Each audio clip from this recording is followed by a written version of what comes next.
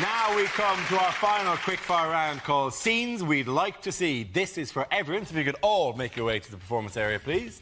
I will call out ideas for scenarios we'd love to see, and the performers come in with their suggestions. The first subject is the worst thing to hear over a tannoy system.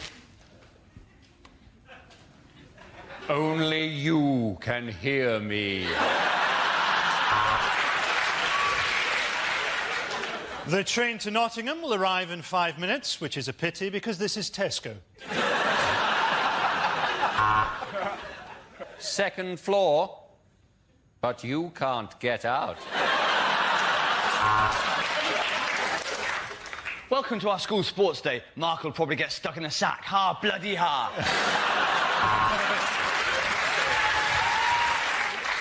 Can somebody come to the salami slicer, please?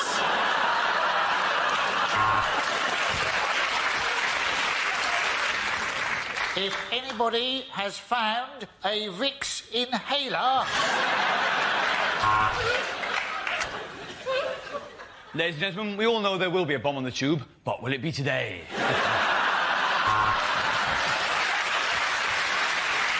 The lift doors are closing, leaving you trapped in an airless, windowless coffin, hurtling downwards at 100 miles an hour.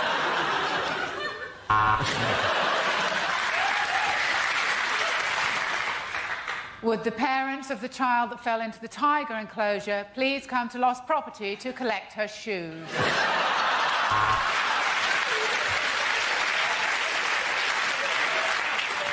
The plane's about to land in Glasgow. Passengers are reminded to set their watches back 25 years. The next topic is unlikely lines from the final Harry Potter book. Don't worry, Hermione, I can get rid of it. Chlamydia disappearo.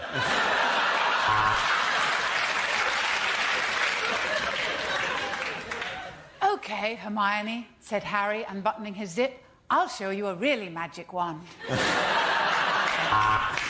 Harry had always thought that he'd meet his death at the hands of Voldemort, so imagine his surprise when the doctors told him that he was HIV positive.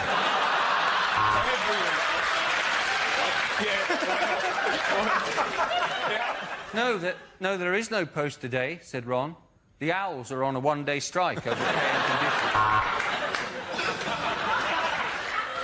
Midway through the orgy, Ron winked at Harry. This is better than Quidditch, his eyes seemed to say. It was a magic mirror that showed the future, and in it, Harry seemed to be a 30-year-old actor appearing in something called The Bill. Get the snitch, said Harry. I'll tie him down and you can drill through his kneecaps.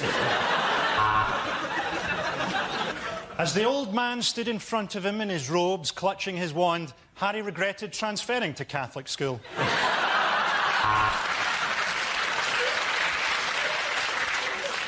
I'm sorry, Harry. I'm having a baby and it's yours, said Professor McGonagall. And Harry says something, Hermione says something. Oh, who cares? I'm minted. At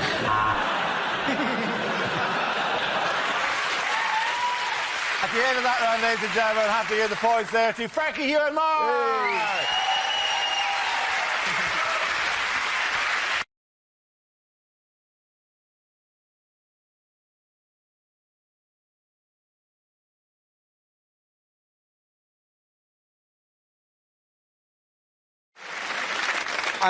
Of all weeks, this week where there's been a bank holiday in England would be a very good week, because I would imagine up and down the streets of England there have been millions and millions of bins left out for 24 hours because people forgot, because it was a bank holiday, that the bins would be collected a day later.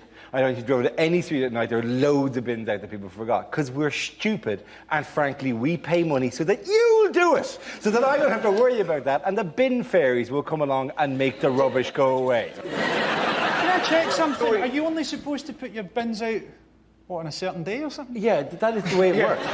You're not supposed to leave the bins out and after every meal walk out with a plate and just scoop them into the day. Well, there you go, that's what a maverick I am. I'm having 3 shits a day and I'm putting my bins out whenever I want. Nobody stop me. And have you noticed that, like, people in your street are getting more and more hostile with you? Yes. Yeah. I thought it was my appearances on this. You're probably quite charmed by that. But the fact that you just pile up household effluence... What if the time that I'm supposed to put my bin out, I'm having one of my 3 long shits? Where are you having long? It's not like a mail train where, like, you have to hold your bin out at exactly the right moment.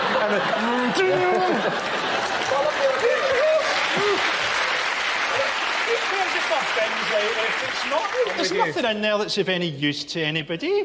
It's not the utility of your rubbish. You two, simmer down. Look at this.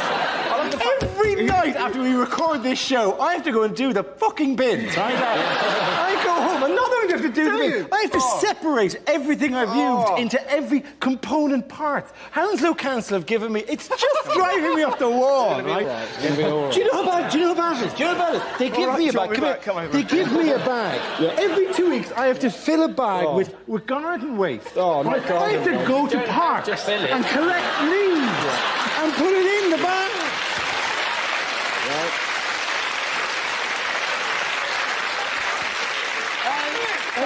There's no reason you shouldn't put your bins out whatever day you like, because you're enormous. If I was you, I'd just pour everything out the top floor window, and when someone turned up to complain, I'd say, yeah, what about it? I look like I was created in a science accident.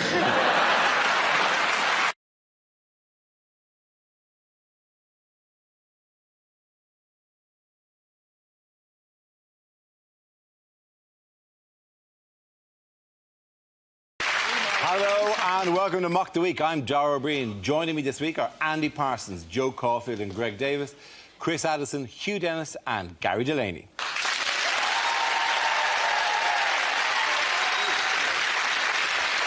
We start with a round call. If this is the answer, what is the question? On the board are 6 categories. Gary, which category would you like? Media, please, Dara. OK, your category is media. The answer is 600 metres. What is the question?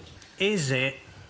If Kelvin Mackenzie was to do a bungee jump from a height of 500 metres, what length rope should he be given?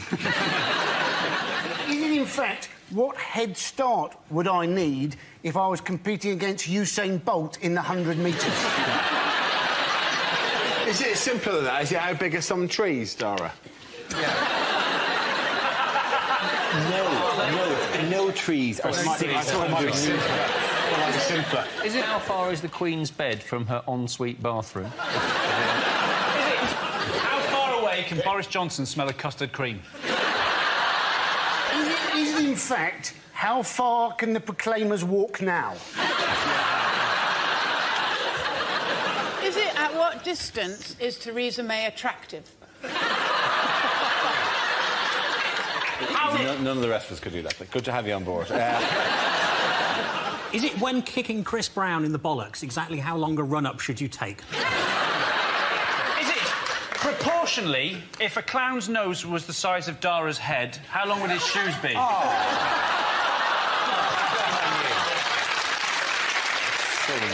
Is it how long was the longest runner bean ever grown at the Fukushima nuclear plant? In fact, how long would your penis be if all the products in the spam emails worked?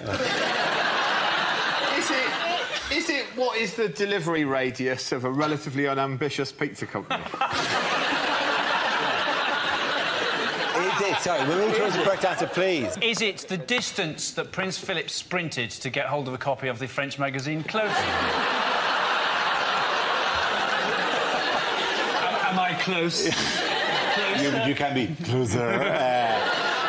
Is it, in fact, the distance that they were taking shots of Kate topless? That is absolutely right. Thank you very, very much, Andy Parsons. Yes, the question I was looking for was, from what approximate distance did a photographer take pictures of the Duchess of Cambridge sunbathing topless? This is the news that the Duke and Duchess of Cambridge have taken legal action against French magazine Closer, which has printed topless photographs of Kate. What's It's called, I don't know, the French call it Closer for some reason. We have a French woman working the show, and I'm going, sure, it's Closet. She goes, no, Closer. A French court has blocked future publication of the pictures in France, but they've already been published in Italy and Ireland. There's loads of royals who've been snapped naked, haven't they? Obviously Harry, you know, now Kate, then we had Andrew before that, Charles before that, Countess of Wessex. I mean, there have been, in fact, so many of them, I think they should persuade a few more of them to do it, and then they could release a charity calendar. The thing is, isn't it? It is terrible, it's unjustifiable, it's immoral, but I quite want to see the pictures. Are you saying you haven't seen them yet? I haven't. I've seen fuzzy versions of them on the... I think they're all fuzzy. The pictures were taken from the Hubble telescope. From the Hubble telescope.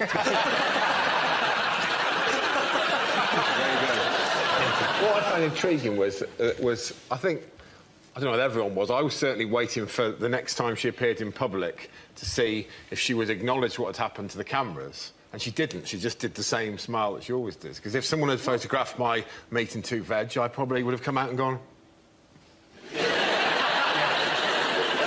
I think the whole thing is just making a mountain out of two molehills. That's a good point. I'd probably better, I think, the BBC preferred if we didn't descend into judging the woman's breasts. That would be the incorrect direction. I think she's annoyed because, and every woman's had this on holiday, because I've looked at the photos, and they're at that awkward angle. When you're topless, you've got to stay at a certain position or it's not attractive, and she's in that reaching for the sun cream position. That's what she's annoyed about. You know, we've all got those photos, like my Uncle Terry, where he popped out of his shorts. But do you think... I didn't see that edition of Closer. Joe's Uncle Terry pops out of the shops and his shorts. Do you think she's genuinely worried about it, though? Don't you think there's just one tiny... Well, do you think there's just one tiny bit of her that's thinking, yeah, where's my sister's arse now, then, eh?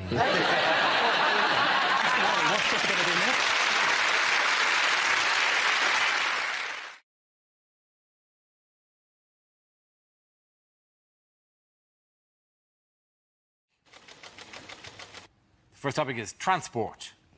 Russell's straight in. Hello. I had a car crash the other day. It was horrific. I hit this lady.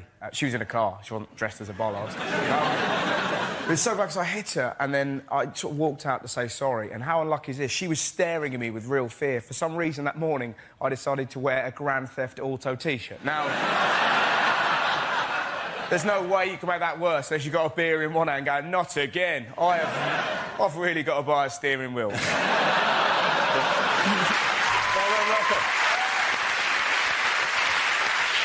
OK, let's spin the wheel again. Subject is the Olympics. Who wants to come in on that? Andy Parsons. Yeah. How crap is that logo? That's all I've got on that one. £400,000 that cost us. You could just have got some small kid to puke up some Sunny Delight on a jigsaw puzzle, and you'd have got that for free. The logo I want to see is a council taxpayer being shafted by a massive Olympic dick, which has been pierced by the 5 Olympic rings. Andy Parsons. Very good.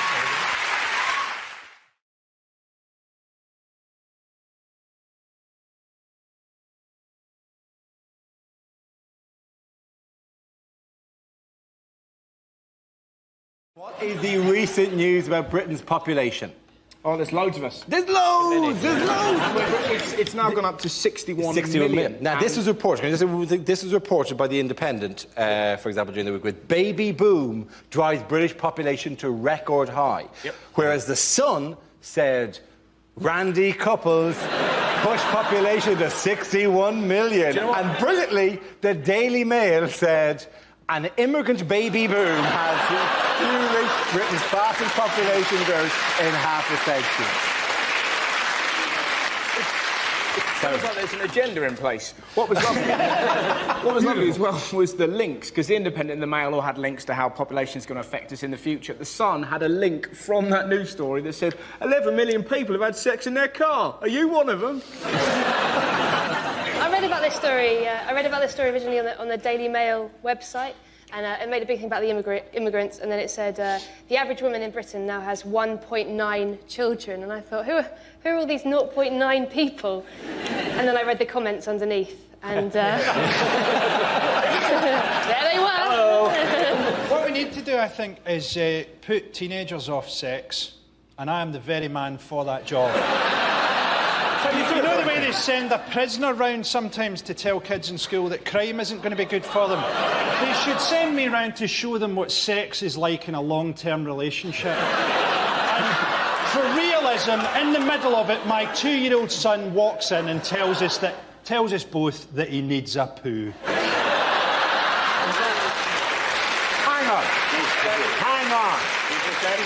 Hang on 1 second. Oh, I've just got You can lock the racist door, but you can't lock the bedroom door. BNP, they got very excited by the baby boom statistics, didn't they? And you know, like Jerry Adams used to, when he was on the news, they always had to dub his voice, didn't they? I think for the BNP, whenever Nick Griffin's on the news, they should dub his voice with the voice of Joe Pasquale. I think it'd be funny if it was Mr. T. Sorry. Yeah, I was going to say, or like a Jamaican. In a patois. Come over here. BNP here. Trying to steal my jobs and thing. When he steel drums in the background. Ding, ding, ding, ding, ding. Does anyone hear a creaking door? We need to do some serious things to tackle the population problem, right? First of all, we should get Fiona Bruce during Antiques Roadshow to every 30 seconds go, boo! And secondly, we need a security firm patrolling Kerry Katona's vagina 24/7. Okay, at the end of... At the end of that round, the points go to Russell, Holly and Andy.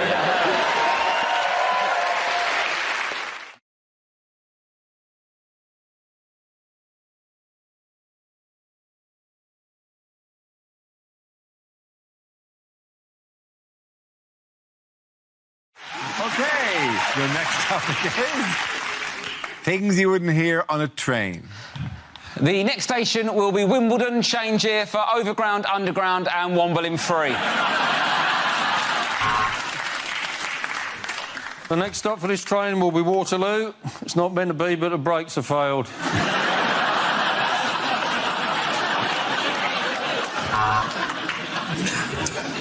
Yeah, I just want to tell you I'm on the train. No, just everyone else is doing it. Thought I'd join in.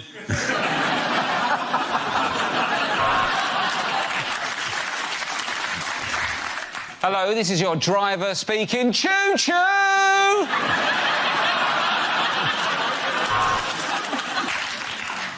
Now an announcement for the people who insist on sitting the way the train is moving because sitting backwards feels weird. You're weird.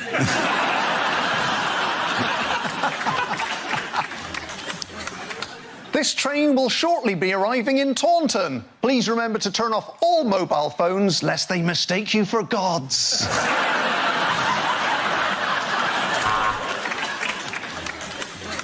This is an announcement for all passengers. Piss off, a lot of you. This is Crossrail.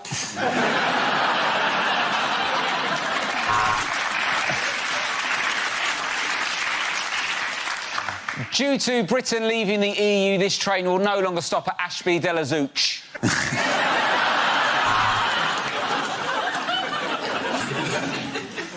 Bing bong! Could the owner of a missing xylophone please make their way to the guard's carriage? This is an announcement for the passengers who are complaining that this service is late. Can I just point out that as this is Southern Rail, you're lucky to be on a fucking train at all. Bing bong. This is the bullet train service to Tuck it. Oh, we're here. Everyone off. Would the driver please contact the guard? We're doing 120. You don't seem to be in the cab, mate.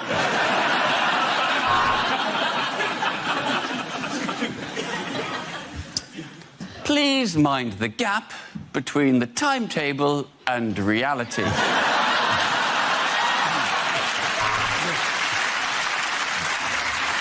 There is a quiet carriage on this train for those shocked into silence by the price of the ticket.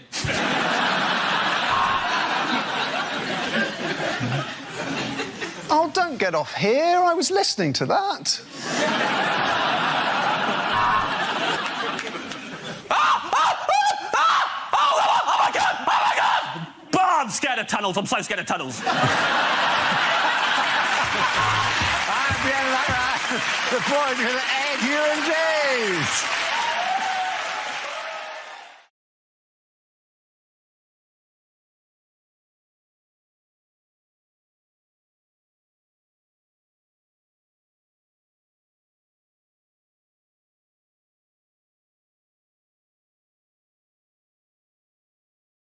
Got a Rama Shoe and Miles.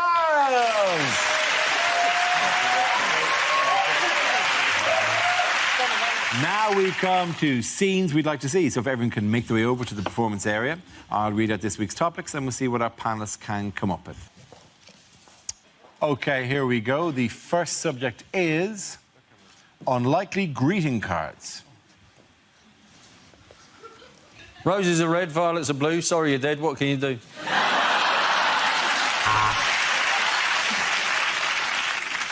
Sorry you're leaving. And sorry to break it to you in such a cowardly fashion.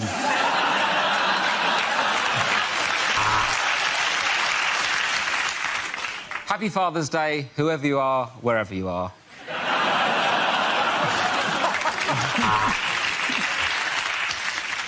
Roses are red, violets are red, the greenhouse is red. I think I'm bleeding to death.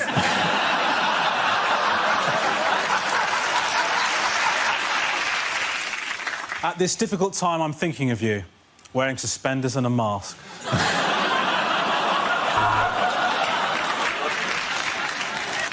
I saw this and thought of you. Blank inside.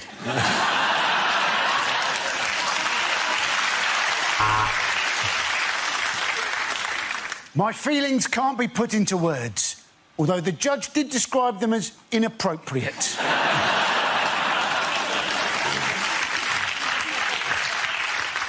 That was a scrape. Congratulations on your circumcision.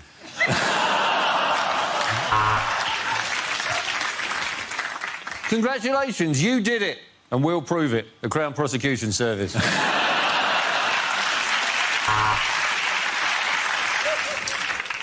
It's a girl, not a woman, which is why you're going to prison.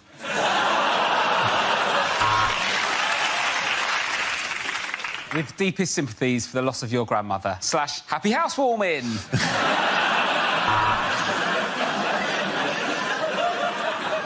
You've passed away.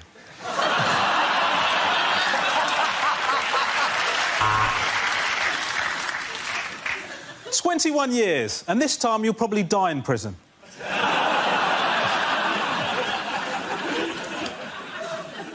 To our darling son, on your 21st birthday, now get the fuck out of our house. Please help me. I'm trapped inside a North Korean card factory.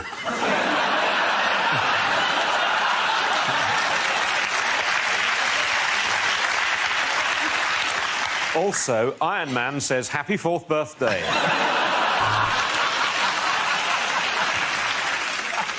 Roses are red, violets are blue. When you go down on me, please don't chew. OK, the next topic is things you wouldn't hear on a science documentary. The dinosaurs were wiped out by a giant asteroid. Silly them, we're all standing in the same place.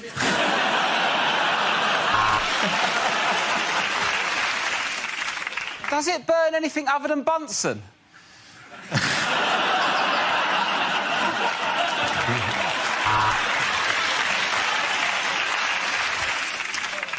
He named the star after himself, and now we find ourselves looking at Arthur Cockmonster III.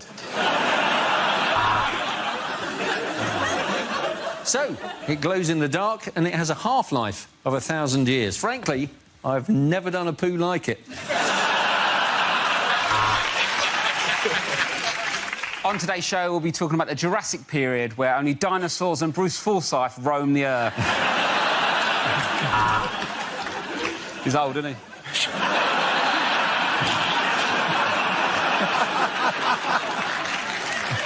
For Sarah Palin, it's conclusive proof that man and dinosaur existed together. For everybody else, the Flintstones is just a cartoon. Next, biology. Why is that gorilla so sexy? Let the proton see the electron.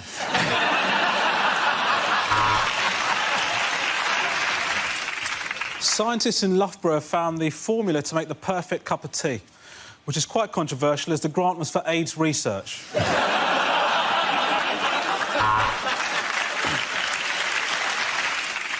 You've been watching me, Richard Dawkins. Good night and God bless.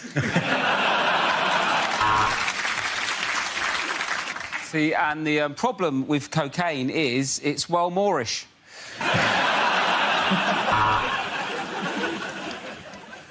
Well, we could ask a proper scientist about this, or we could ask Dara O'Brien.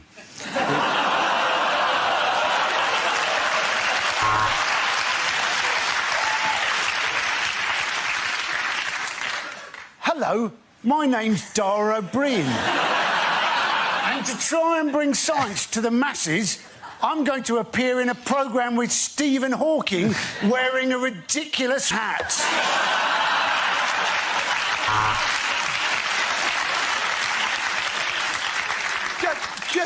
Just enough with the, you know... I love that hat, by the way. Hello, I'm Dara O'Brien. And I've got a massive head and a massive brain. But all I get to do in this bit is just press a little button.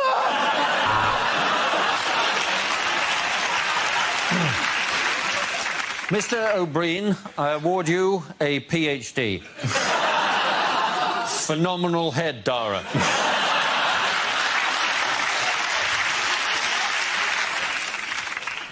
I would just like to say that I think Dara O'Brien's a legend.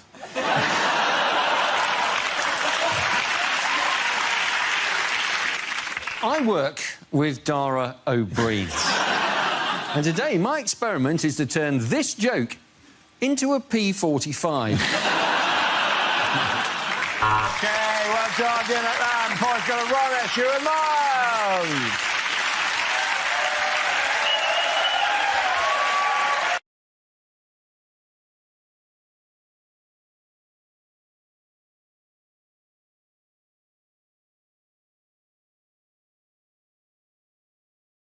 Next topic is politics. Who wants to come in on that? Any persons? So, we have a Liberal-Conservative coalition. It makes no sense, does it? Two words that mean completely opposite things. It would be like having the Whig-Baldy coalition or having voted for the no-swearing arse party.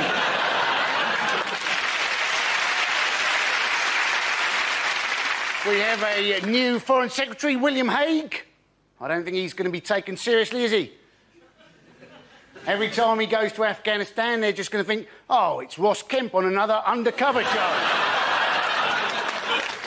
I mean, at the moment, you know, we'll never know, will we, exactly how much Bigotgate affected the election result. Why didn't Gordon Brown just answer Gillian Duffy's question? All she said was, those Eastern Europeans, where are they coming from? Now, even I could have answered that question. Thank you very much, Paddy Parsons.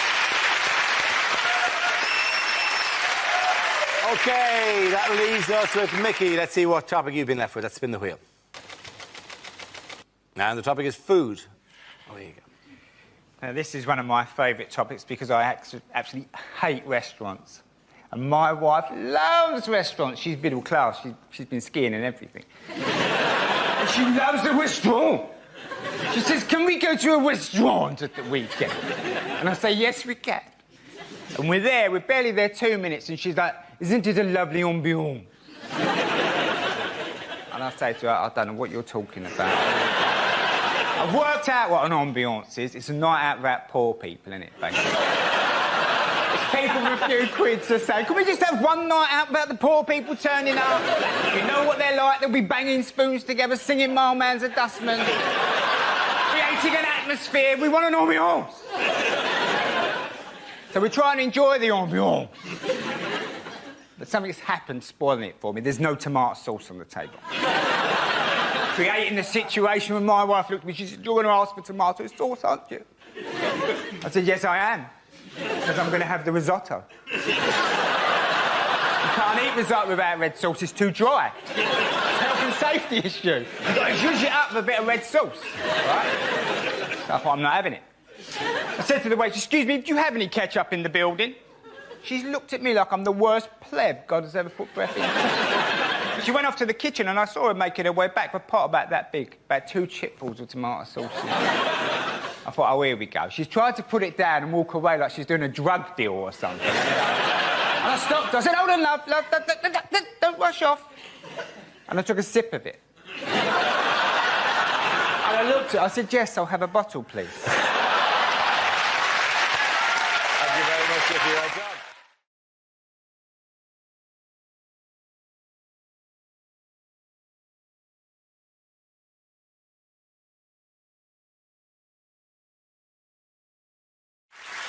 Yes.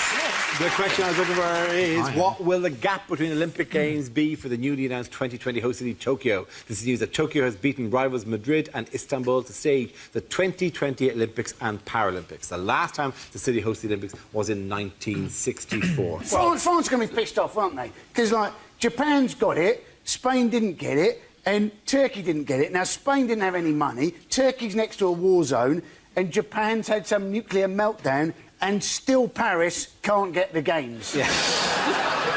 Aren't the 2020 Olympics for people with perfect vision? Harsh for the 2020 Paralympics blind events, if you expect that as well. I think the mascot for the 2020 Tokyo Olympics has got to be Godzilla, hasn't it? I mean, it'd be fantastic. They're all doing the sailing, and then suddenly this mascot looms out of the sea. They'll break world records. They'll never have sailed that quickly. They said, didn't they? They said that Fukushima was no problem because it's... how far away is it? It's 100 miles away. So that gives them lots of time to stop the mutant lizard destroying the opening ceremony. I didn't know Boris Johnson was going. Yeah. How are they... So what is the Japanese government going to do about Fukushima? In my experience, these things tend to sort themselves out. Give it a couple of million years, it'll be fine. This too shall pass. Just take 10 million years. Just hope during the Olympics the rowers don't fall out of their boats, you know, into the radioactive water. Double skulls? Yes, actually. Yeah. Copters fours? I'm with you. The Fukushima is they're going to build an ice wall to trap the water, because the water's dripping out of them. Is it being solved by the X-Men or something? I'm not saying they're going to build it with their minds. They're actually going to have to dig with the machine and stuff. They're going to storm, make ice wall with your breath. What will the ice wall do then? You did physics. It'll block the bad things from getting into the other place. Obviously, I've made it a little bit more comprehensible. They've actually restarted fishing off Fukushima, haven't they? And so you can now apparently get real fish fingers and a cod drumstick. So, which sports, by the way, are back in the Olympics and look like they weren't going to be in? Whaling. Yeah. You watch, they'll be right back in with that. Yeah. Kiss chase. Yeah, kiss chase is in, yeah. Hide and seek, they're doing that. Hide and seek was. Somebody actually did propose hide and seek. Iraq would win that. Yeah.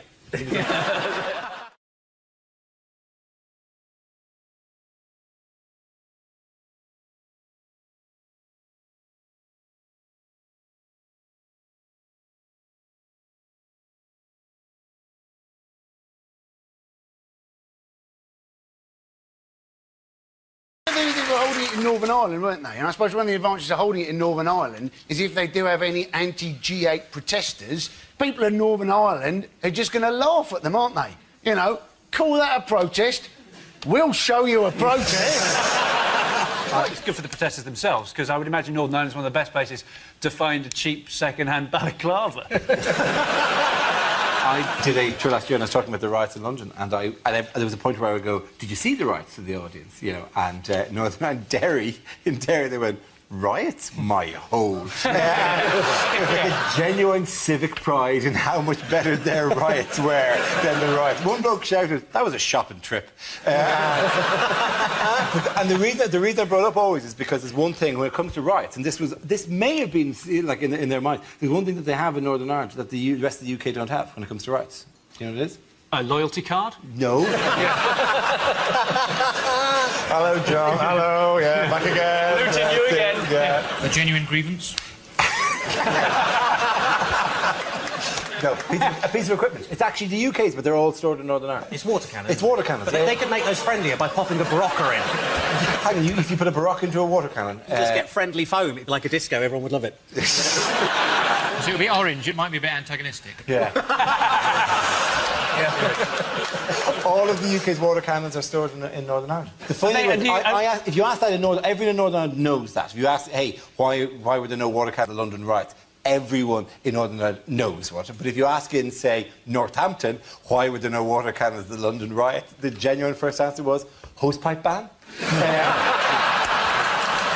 As if they didn't use it in case middle-class people pretended to riot to get their... Oh, come on, I'm rioting! Yeah. I'm rioting near the begonias. I'm rioting here.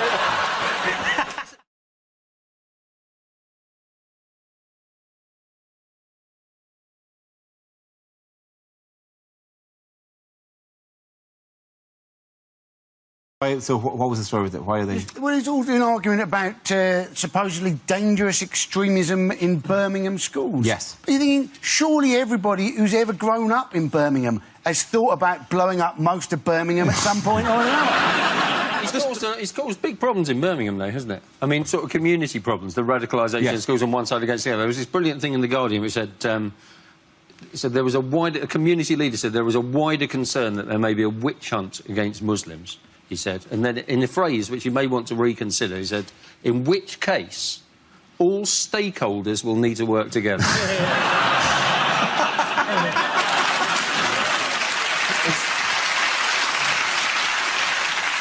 It's not nice, though, to have another culture imposed on you at school. I remember when I was rushed to hospital with 80% Chinese burns.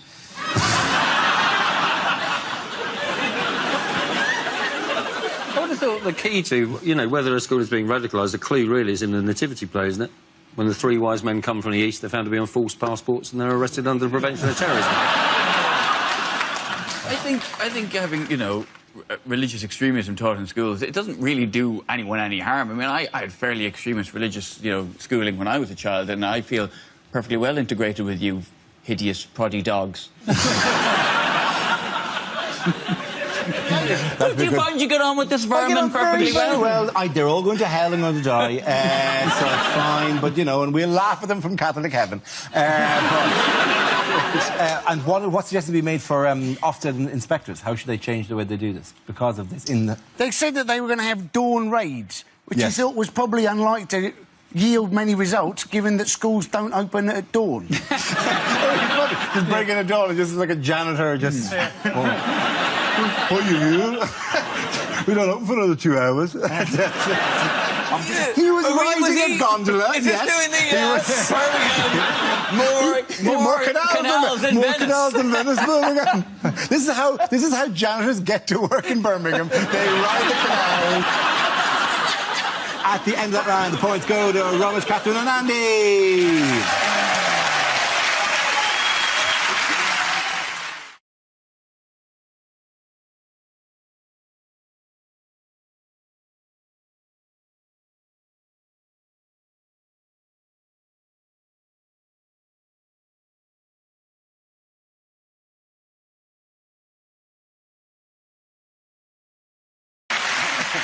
Now we play a round called There's a Labour Party in My Pants and Everyone's Invited.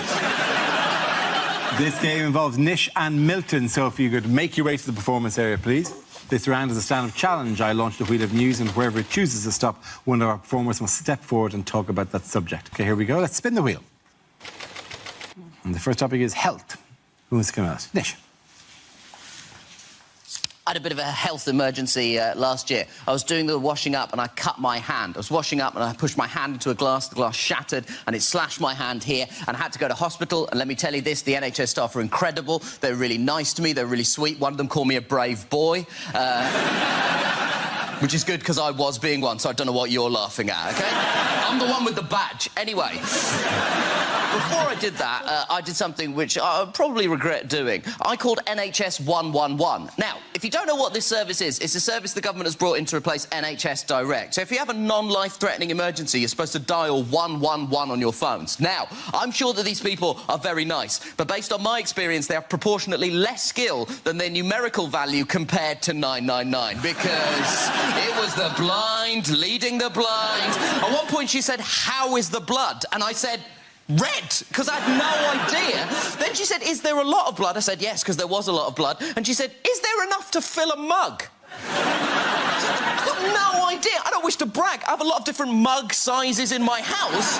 Also, while this was happening, I was just panicking. I wasn't decanting the blood in that it could be poured back into my body at a later date. Then she said, "Is the blood flowing or oozing?" I said, "I have no idea what the difference is between those two things is." And she said, "Oh, there's a difference." And I was like, "I'm not getting into a semantic debate with you while blood is gushing out of my hand." And she just went, "Gushing, thank you very much."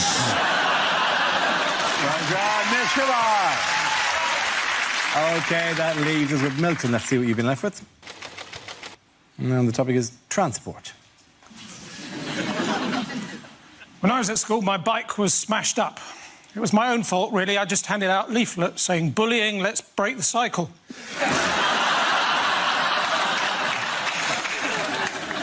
"We've been over this again and again and again," said my driving instructor, pointing to the Badger.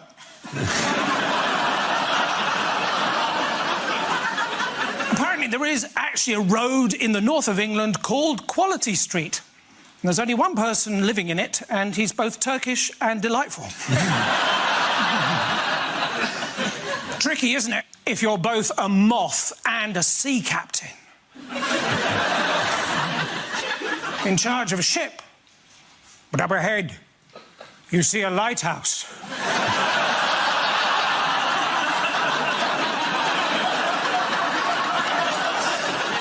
You know you shouldn't.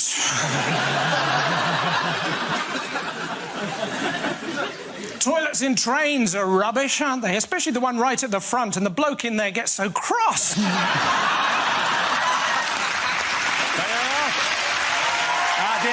the points go to Miss Kumar. Come on back.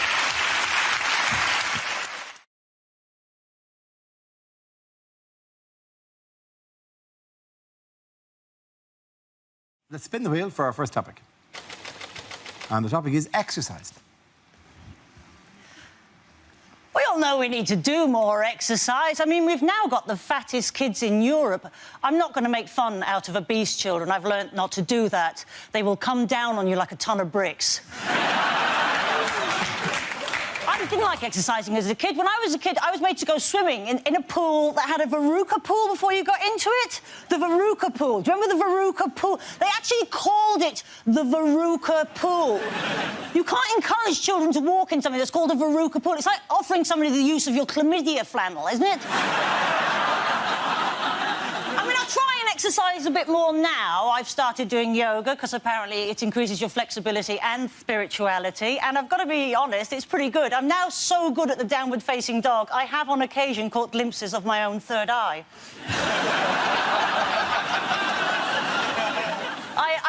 I did a half marathon though a few months ago, which was pretty good. You know, don't be overly impressed, which you're clearly not. But I only finished yesterday, so there's clearly a lot of work to be done. And I did the run for charity, and I know a lot of people are doing things for charity. You can't just exercise now, can you? You've got to do it for a good cause. And I get a lot of those emails. I know we all do. You know, will you sponsor me? Will you sponsor me? I'm like, what are you doing? I'm flip-flopping up Kilimanjaro for diarrhea. going across the Arctic for trapped wind, are you? Don't do that. I mean, the last London Marathon, it cost me an absolute fortune, because I sponsored loads of friends, right? I gave one friend 20 quid because he was doing it for cancer research, another friend 20 quid because he was doing it for heart disease, another one 20 quid because he was doing it for diabetes. In the end, it was actually cheaper for me to join Bupa.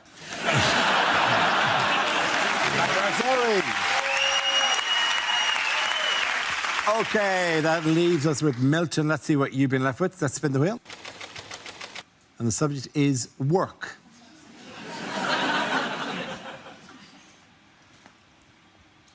I didn't think I'd get a loan from the bank for my knitting business, but when I turned up actually wearing one of the balaclavas...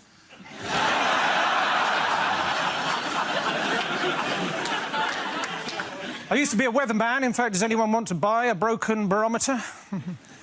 No pressure.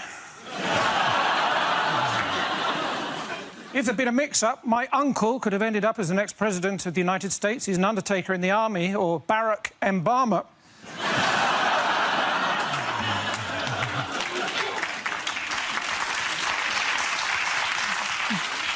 Soldiers, of course, very emotionally repressed. Sometimes you see one of them go into the middle of a parade ground and shout, "Attention!" What he needs is a hug. Well, that's what I thought. My dad, he was a soldier, so, of course, as a family, we were always moving around a lot, because he used to use us for target practice.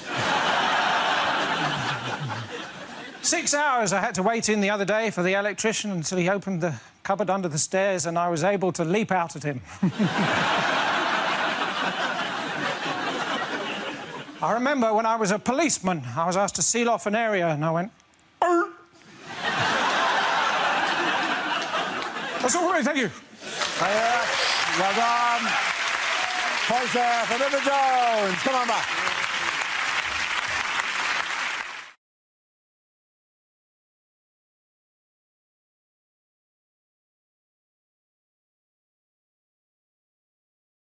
Here is a picture of England manager Roy Hodgson, but can you sum this up with a phrase? Is it the world's most disappointing lap dance? Is he saying Richmond, Rickmansworth, Rayners Lane? Thank goodness I'm going to Wembley. Waiting in the tunnel before the game, Roy Hodgson begins to suspect he may be in the wrong tunnel. Looking at the whole picture, is it the London Underground, where sexy singles meet? Is it when he took the job and they said he could have a driver to take him to matches, he should have asked a few more questions? Are they saying we apologise for the delay? Luis Suarez has dived in front of the train. Whoops, I've just put a yellow javelin through this man's head. What was the story with him? Well, he was on the tube and he was on his way to the Emirates and someone asked him a question and he broke the unwritten code of talking to people on the tube. You never ever do. You're not allowed to do that. If you're a Londoner, you simply do not talk to people on the tube unless you've got a dog. It wasn't that people were angry that he'd given away any confidence about the selection and non-selection of Rio Ferdinand. It was just that he broke the beautiful rule of... You don't talk to people on the tube. On the tube, you have to sit like this. Oh, now I recognise you. Can I borrow your Metro? Thanks. Surely it was just a misunderstanding. Somebody said to Roy Hodgson... So he hasn't arrived at his destination yet. We're sort of hoping he arrives soon. Might stop. He said that he's never going to talk to anyone on the tube again. I want to be there when a tourist comes up to him and goes, is this Marble Arch? And he has to go... Well, it's the only way they'll learn. We'll have to go through that. Hello, Londoner. I'm just out from Ireland. I was wondering what train I should... Oh, you're going? OK. I'll try another one. I would talk to you, Mr. O'Brien. Yeah. I would take you to your destination and carry your bags. Thank you very much. But you are a foreigner. I've been here too long and now I shun you as well. Hello. I'll pretend I'm on a tube. Ask me a question. Hello, sir. I was wondering if you knew this is the perfect place to change for the Jubilee line.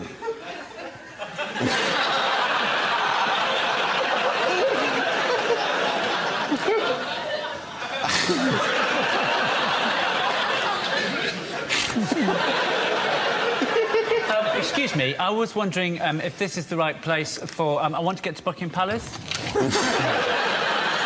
It's shameful. This man is a pioneer, the first man ever to speak on the tube. And your people, instead of lifting him up, you punish him by making him coach your football team.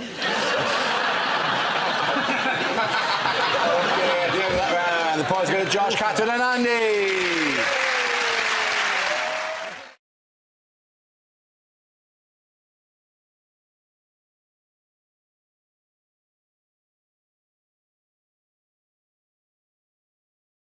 Our next round is called If This Is the Answer, What is the Question? On the board are 6 categories. John, which category would you like? I would like world news, please, Dara. OK, world news is the category. The answer is 3%. What is the question? Is it what percentage of my life have I spent thinking the toaster is broken when actually I haven't plugged it in? Is it my milkshake brings what percentage of boys to the yard?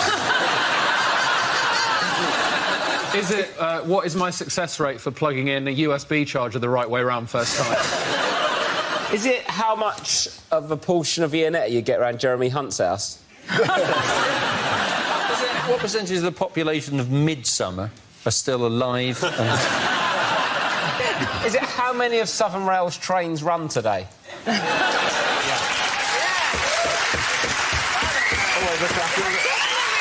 Oh, yeah. You're ha-ha-ha and clapping now. You're never getting home. Is it, what are the chances?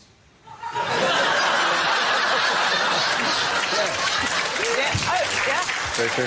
Very, It very could true. be like, what are the chances of John proposing live on air? How much a week? Oh my God, no, it's come up. Why not? Which is... It's spider hands. Please tell me that when you propose, as you ever do, you will do spider hands first. You will Every day I propose to someone random. And I'll come up and go... No, OK, go on. It's the percentage of Facebook posts from new parents that I give a shit about. Is it... Oh, yeah, you all got kids, haven't you? Keep your dirty dick in your trousers and save us all a lot of bother.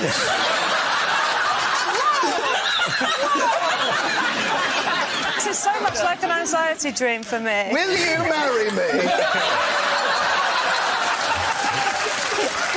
Wow. You got it on tape, right? You can't deny it. I'm going to show his mum. Is it... no jam? It's not about jam. It's clearly not about jam. What is the answer? It's world news. It's we world make our own news. jam.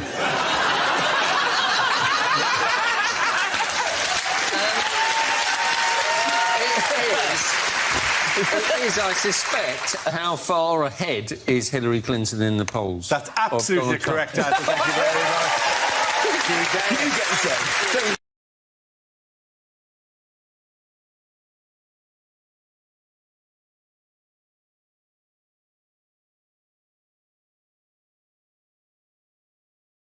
Now we play a round called Trump around, Trump up, and get down. This game involves John and James. If you could make your way to the performance area, please.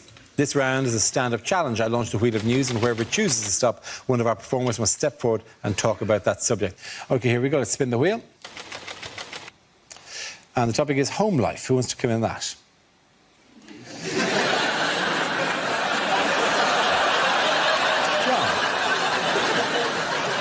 So, my girlfriend went away for 4 weeks to Australia, and in the run-up to her going away, she was very concerned about how we'd cope.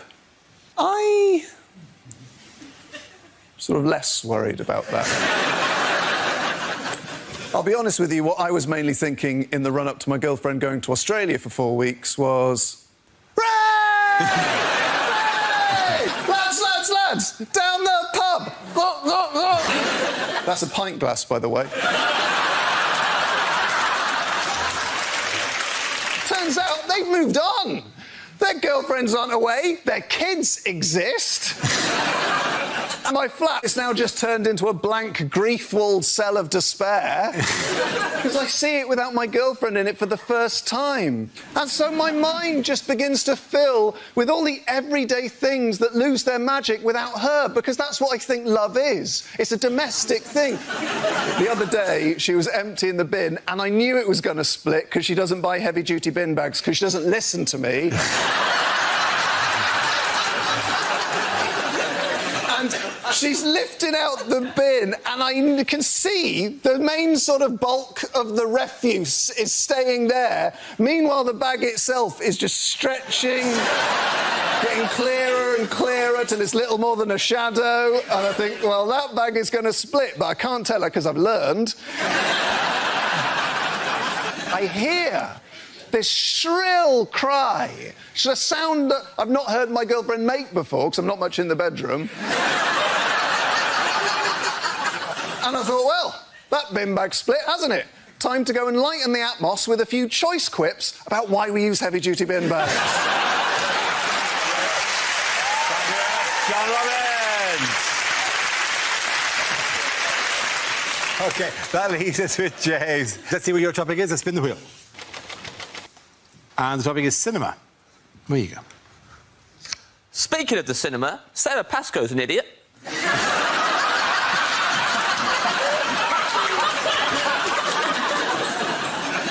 Love going to the cinema. My favourite film I ever saw at the cinema was the Eddie Redmayne classic, The Theory of Everything. I loved it. It should have been called Look Who's Hawking. That's my only criticism. No, but it's perfect. Worst part of going to the cinema is other people. Easily. Sitting there. King of the Jerks is behind me. This really angry man. Had a go at me at one point because I was snacking. Get over yourself, Grandad. I'll do what I like. In his defence, I was eating a big bag of fortune cookies. Cracking them open, reading them out loud. It was disruptive. It was disruptive. End of this film, man behind me goes, ugh, that's 2 hours of my life I'm not getting back. I thought, oh, got some bad news for this guy. Every hour of your life. Now you're never getting back. They're gone forever. Time is not refundable. Death is the end. And I know that because 5 minutes earlier, I'd read it in a fortune cookie. Thank you very much, James A. Carter. James Ratman, the poet goes John Robbins.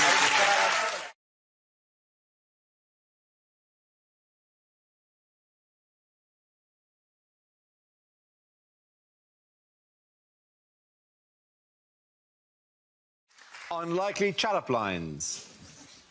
No, should have gone to Specsavers.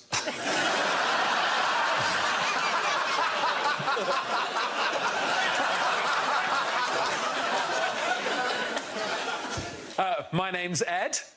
What's it short for? Dunno, it's just always been like that.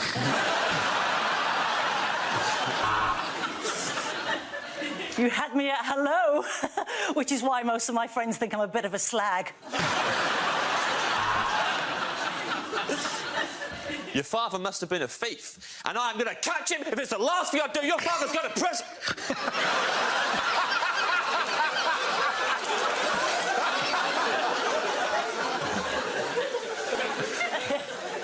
It's a loyalty card. Every 10 shags, I buy you a present.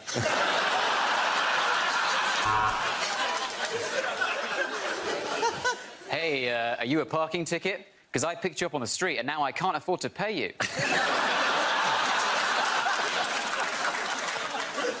Love is blind, and so am I. Now let me feel your face so I know you're not a munter.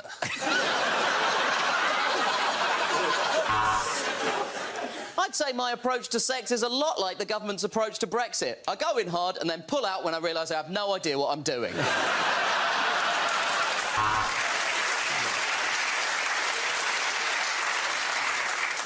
Oh, so when you sit there seductively licking your lips, that's sexy. But when I do it, I'm weird and should get off your lips.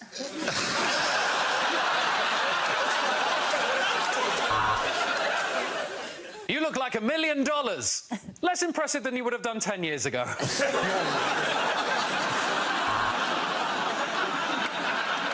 I like my men like I like women.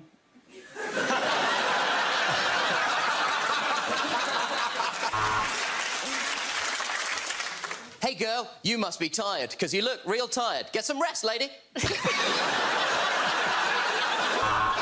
Well, I hope you're nothing like my ex-girlfriend. She was so demanding. Always asked me to text her when I got in. That's how small my penis is.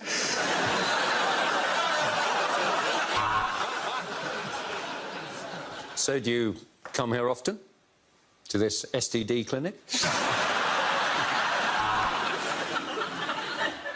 I could rearrange the alphabet, I'd put you and I together, which is why I was fired from my job as an English teacher.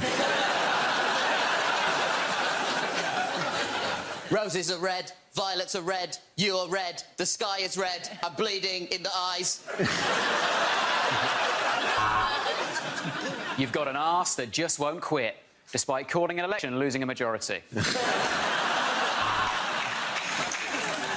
You don't look like you did through the binoculars.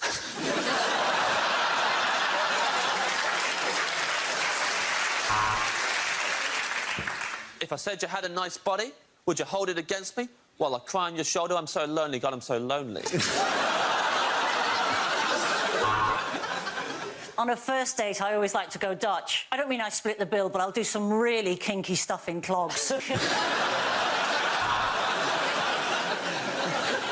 I like my women like I like my coffee.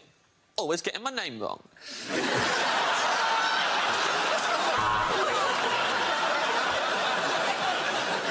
If you were on an Indian menu, you would have 3 chilies next to you, because you make me shit myself.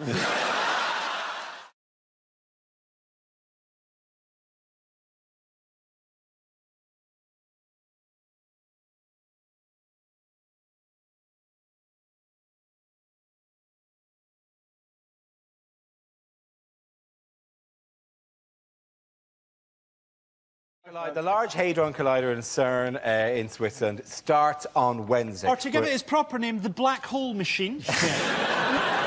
They've taken all necessary precautions. No, they haven't. They haven't taken the necessary precaution of not doing it, though, have they? So there's a 1 in 50 million chance that it could create a black hole which will end the universe. Now, I would argue that if there's any chance of that, like if my kid said to me, can I get a train set up in the loft? I would go, OK. If said, could I get a train set that might end the universe? I'd say, what about a bike? So you'd prefer it if they got the protons and then cycled them round the tunnel on a bicycle? The thing is, I'm sure they're going to find out some interesting things about protons, but I would add, I don't give a fuck. I think if the... I think they've taken all the necessary safety precautions, It's right? it might create a tiny black hole, right, which is the worst type of black hole, because we'll all get drawn slowly towards Switzerland. And every week this desk will be like 2 feet further over there. And then eventually we'll just look one week and Russell have been replaced by just the jaws of infinity. What was that directed at me, Frankie? The jaws of infinity. I thought we were going to see a cow and chocolate and we'd be in Switzerland, but all of a sudden my eyeballs are sucked out of my face. Just for sitting nearest to the audience. What? You thought Why that am I the first to go? You're near to Switzerland. We tilted it around during the show so that you'd be the one closest to Switzerland. Well, this is bullshit now. No one's going to die. It's basically... He just told me I'm going to die on telly. He looked at me and said I was going to... My God, I hope you have the cameras rolling when it happens. That'll be incredible. Just him going, "Wah," and clinging on to the desk, right? While we hammer at his fingers. Go! Go proudly! No.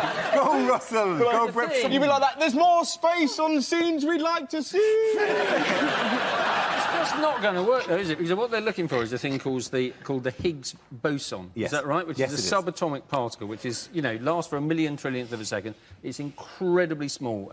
Most of the scientists I've ever met would have trouble finding a clitoris. They're not going to find that. Well, OK, they don't find the Higgs boson by just rooting around and checking on their desks. I'm sure there's a Higgs boson Are you saying that's your method for finding the clitoris? Well, I'll root around, and if it's not there, I'll check the desk. With that, we offer the points to Frankie, Hugh and Michael!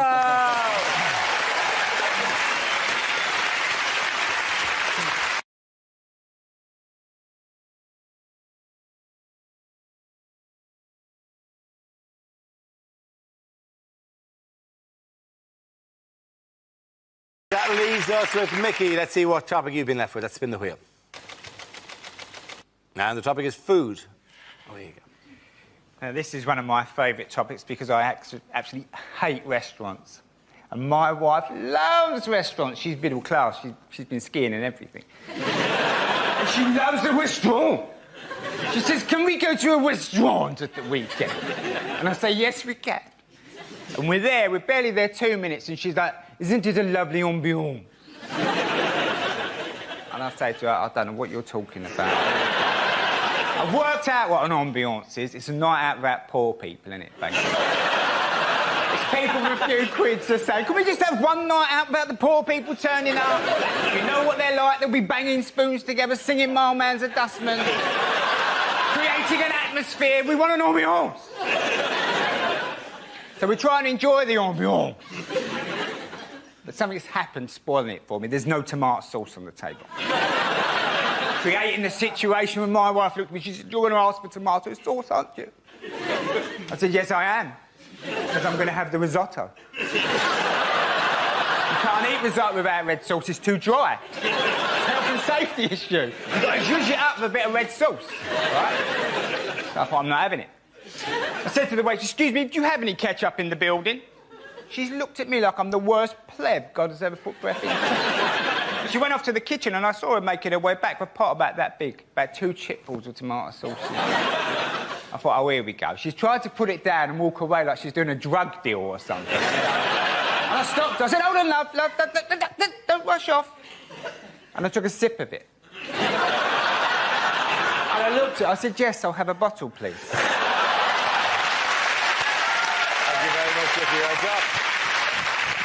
And there they are, Scotland through to the final 16. Dear Babe Station, have you actually read the trade's description of that?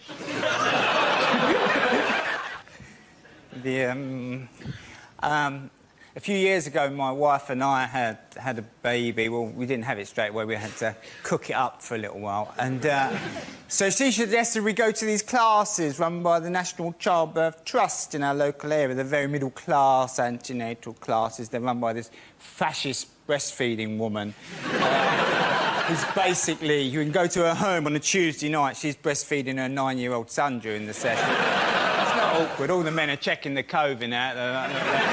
It's come away up there because they should have put glue both sides. That's... No, she's still doing it. What are you going to do? And I think by week 4, she's running out of ideas, so she started on the men. She said, I'm going to ask the men this evening, the men. The men are coming on board. How might they benefit by giving birth to the baby themselves? Can we talk about those benefits? Now, there's 6 of us in a circle. I'm in trap 3. Not the best position, the worst one either. Chap number 1's in the best position. He said, if you gave birth to the baby yourself, he said you'd have an empathy with womankind and her struggle over the centuries, creating a great relationship with your partner. I was thinking, oh, cobblers, I was going to use that one. Chap number 2 dug in, fair enough. He said, well, if you gave birth to the baby yourself, he said you'd have a bond with the child at a more primeval, physical level. Started crying. Nice touch. Mother Earth looked at me, I'm having a panic attack. It's all gone a bit hazy. She said, Michael? I said, well, at least you'll be 100% sure it was yours. OK, the end of that round. Forrest's going to make it sound again. Mr Von Trapp, I'm here from the council. We've had complaints about some terrible singing coming from your house. Golden, relax. We're doing a bit of dinner, mate. You're not sorting out the Middle East here. And the topic is fashion. OK, Mickey. Bound to be, wasn't it? I've returned to the vest. Happened a couple of years ago. I was walking through Marx's to get me pants. You always go back to Marx's. And, they know. They look at you. They go, you come back and you went the next, didn't you? Got flash. And I saw the vest. Packet of singlet vests. I thought, I'm having them. put them in my basket. I covered them over like pornography. Got to the counter, I said to woman, get them in the bag, love, get them in the bag. Got home, I shook one of these vests out, I thought, put it on, I thought, that is the answer. The wife came home, she said, what's all this with the vest? I said, I like them, I'm returned to the vest. She said, I don't mind, but only indoors. So for a couple of years, I've worn the vest, sort of in secret. But the other day, I'd had a couple of cans of beer and I wanted a couple more, so I got up to go out and my wife said, the vest. I said, no more. I refuse to live a lie. I'm standing up for vest wearers all over the world. I marched off down the off here. I've got 2 cans of Stella Artois. Put one in my back pocket, cracked the other one open. And I walked back from the off in my vest. I made a discovery. You drink a can of Stella and wear a vest, you get a bit of space. Well done there. Thanks to Lee Flanagan. And on Time Team tonight, we're in Stratford on Avon, where we've uncovered loads of monkey skeletons and some typewriters. To be honest, I'm not interested in all this old nonsense, really, but since the end of Blackadder, the work's been fairly hard to come by. The topic is culture.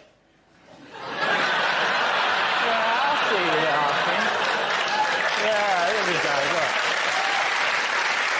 Thank you. I know you're thinking this man doesn't enjoy culture. Well, you're right, I hate it. Now, I am an intellectual. I know I left school with nothing, but I did go to university later on when I got a degree when I was 29. It was tough, speaking up during the lecture, knowing everyone's thinking, blimey, the window cleaner's keen, isn't he?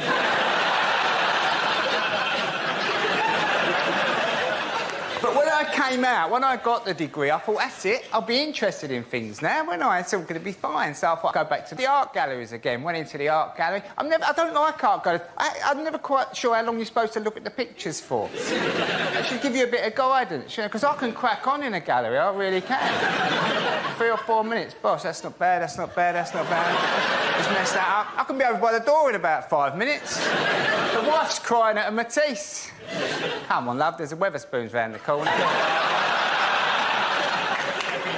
But the other thing is, you've got to enjoy looking at other cities, apparently. The city break, does it actually exist, the city break? Is it a real thing? Went with the wife to Prague the other week and she said, after a couple of days, she said, are you enjoying yourself? I said, yeah, I've just paid 15 quid for 2 cups of coffee. But at least we've got that bridge to walk over again, haven't we? Because I've never done that before. Or maybe we could go to the castle.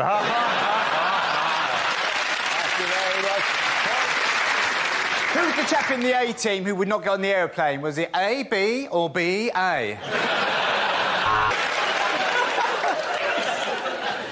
What's the name of that round thing that they throw in the Olympics? Discuss. And simply it is fashion.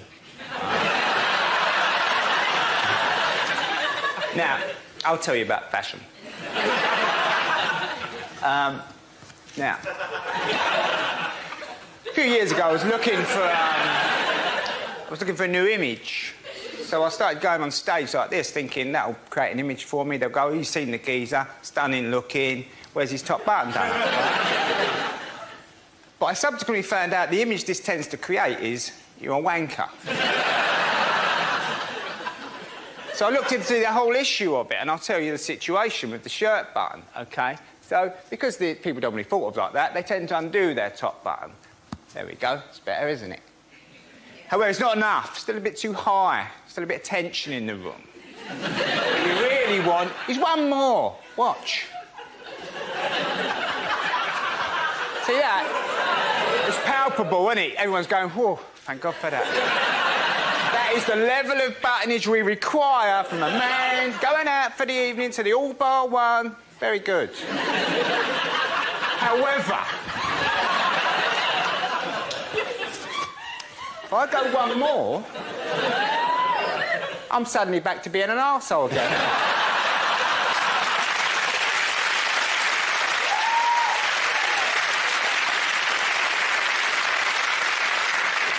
tough is it being a man knowing that you're going through life only ever one button away from being a wanker or an arsehole? There you go. Well done all of you. The points there. And go to Simon and Mickey. Come on, let's sit down. Here, Sarge, pass us the arts section out of The Guardian, will you, mate? I was about to arrest her, Sarge, but to be honest, my bottle went because she shouted out, "I put a curse upon you! Okay.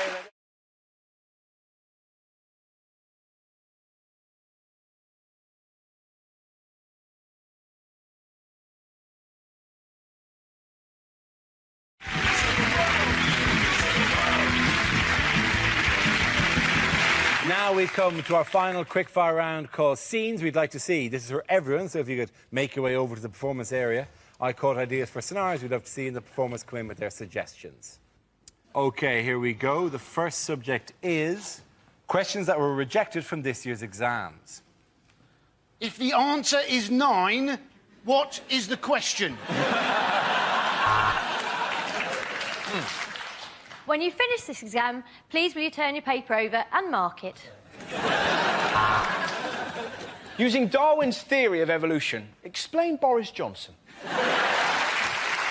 By the year 2015, the population of the Earth will have increased by 20%. How do we find Kerry Katona and stop her?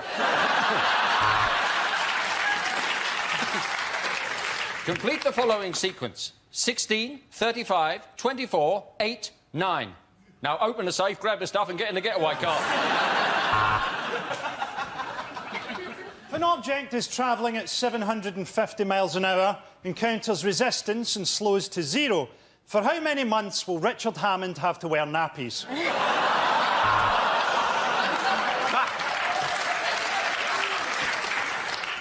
On the diagram below, show on the body where you like to be touched.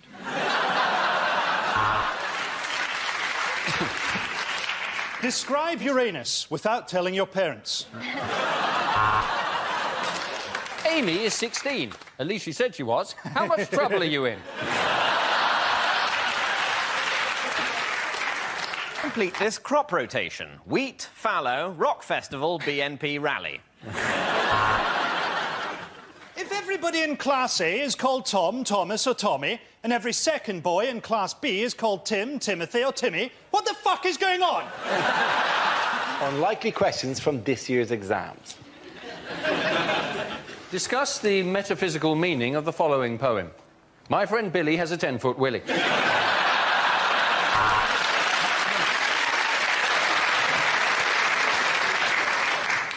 Would you like this exam to be A, multiple choice, or not? The Bronte sisters. Shag, marry, push off a cliff.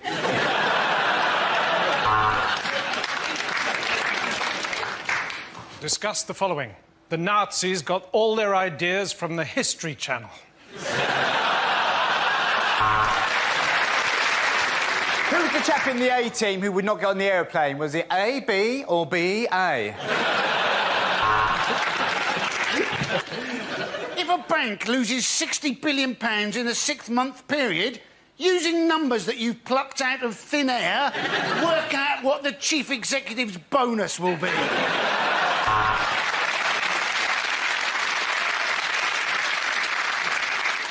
Napoleon, a small man or a long way away?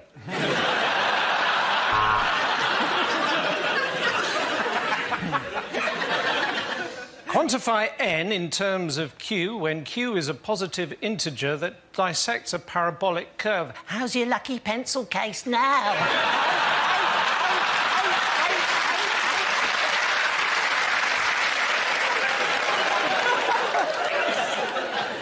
What's the name of that round thing that they throw in the Olympics? Discuss. Draw a diagram of the genitalia of the male elephant. Use all 30 sheets of paper provided.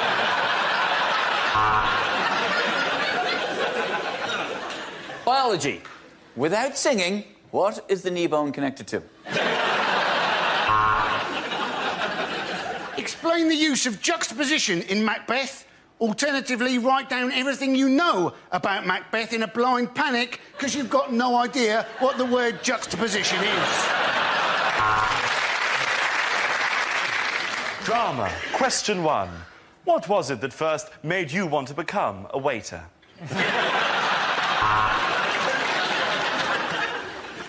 What is your PIN number? OK, here we go. The first subject is rejected questions from this year's exams. If sine A over A equals sine B over B equals sine C over C, what are the chances that you're ever going to use this in your sodding adult life?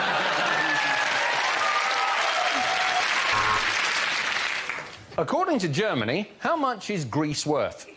1 mark.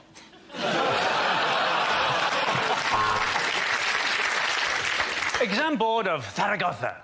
Paint Jesus. Jonathan is a Nigerian prince. What are your credit card details? 3 girls in this hall are pregnant. Who's the daddy? Compare the following. A, the market. B, the meerkat.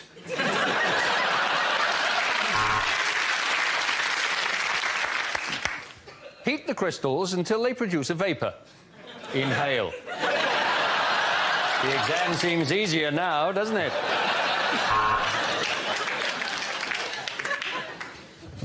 Without swearing, describe Peter Andre. Mental arithmetic. Count up the voices in your head.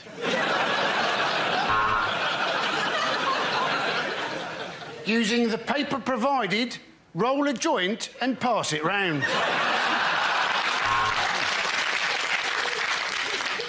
Does this look infected?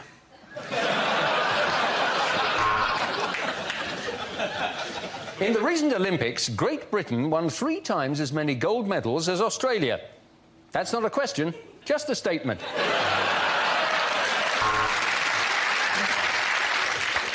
One Direction are incredibly popular. Explain.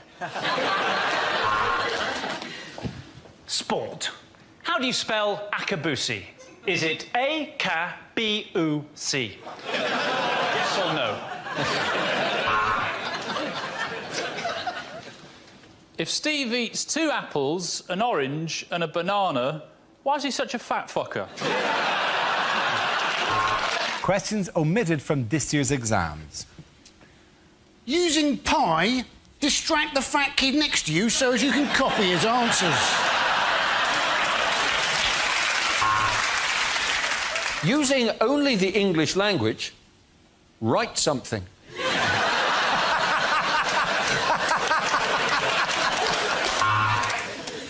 History. Henry IV, Henry V, Henry VII.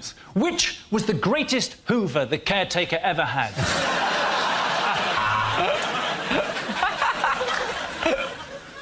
Maths. Robert has 400 stamps. He'd like to put them in 12 different albums. He wants to have them equally in each album. How many friends does Robert have? Do you know the way to San Jose?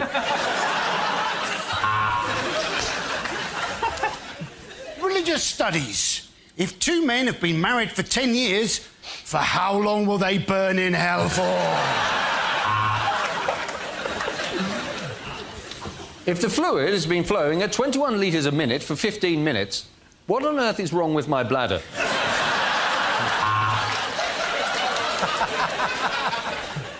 Fill your name at the top of the exam paper. If it's Tyler or Charmaine, get up, leave the school and never come back.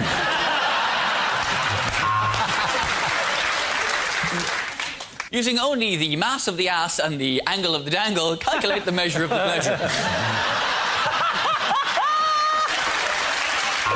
Yes.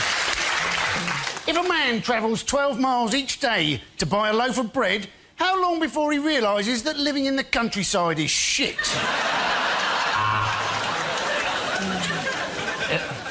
Are multiple choice exams too easy? A, yes.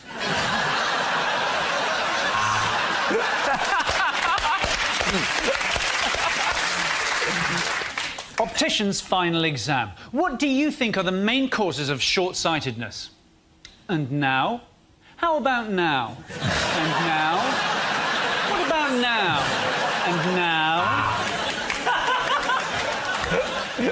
Media studies, trick question 1. Name a business like show business.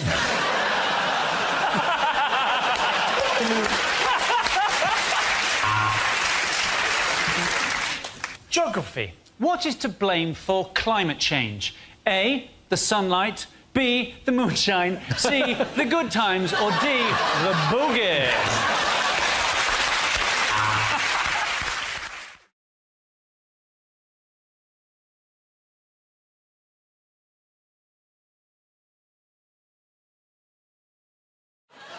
Why might we be hearing more of this sound? Because it's the summer. No, but longer They've been allowed to play their chimes longer, yes, haven't they? The yes, ice cream men. That's yeah. what There was a law that passed, the chime law passed. I mean, there are various small laws passed this week, like gay marriage, for example. But no, we're not talking about that. We're talking about the chime laws, where the ice cream men are allowed to play for 12 seconds rather than for 4 seconds. Is it because of childhood obesity that they need more time to get to the ice cream? Yeah. There is a real problem with ice cream vans. I'm not sure this is funny, but it's kind of interesting. OK. Which is that it's all based on a national consultation they had about the future of ice cream vans. And do you know how many responses they got to the national consultation? 99. Tell me it was 99.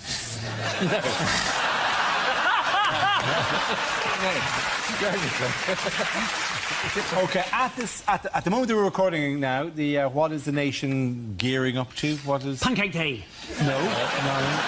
That's pancake. A royal baby. Yes, it is, yeah. David Beckham was asked, wasn't he, as to what he thought the kid should be called, and he said he thought it should be called David, but only if it was a boy.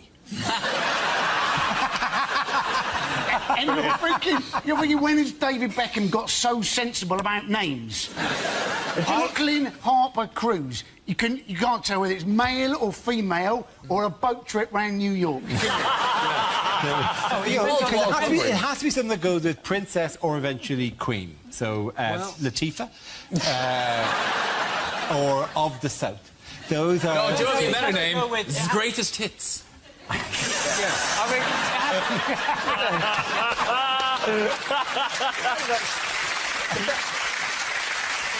What name they give the baby should depend on what they take as a surname. So if they're going to go with Windsor, if it's a girl, Barbara, if it's a boy, Legoland, and if they're going with Cambridge, either way, Travelodge. Surely it's a state of Britain today, though, that Prince Charles is going to become a grandfather before he's even got his first job. I mean, that's a tragedy, isn't it? Yeah. That is a tragedy. Andy lives in an estate. You're never going to be able to... I don't know how you discipline a royal baby, though. What can you do to royal kids to go like, right, you've been naughty, you're grounded? Well, in Buckingham Palace, quality. The only bit that I'm really looking forward to is the bit where they finally announce the baby, when Prince William comes out onto the balcony going, hey, Henry,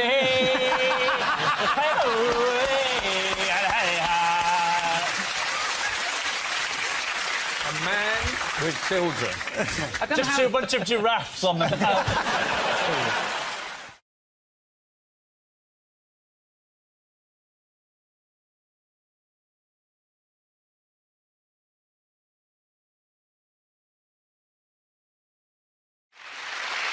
Yes, the answer I was looking for was Gove announces exam changes. This is the news that Education Secretary Michael Gove has announced a new English baccalaureate certificate to replace GCSEs. From 2015, students will work towards a demanding 3-hour exam at the end of a 2-year course rather than the current combination of coursework, modular exams and multiple retakes. He's even invented an exam that sicker kids won't be able to pronounce. It's the back of what? The back of what? The back. Oh, give me a shovel, I'll go down a mine. I think the idea is if you're academic, then you get a baccalaureate, and otherwise they teach you practical skills like how to baccalaureate.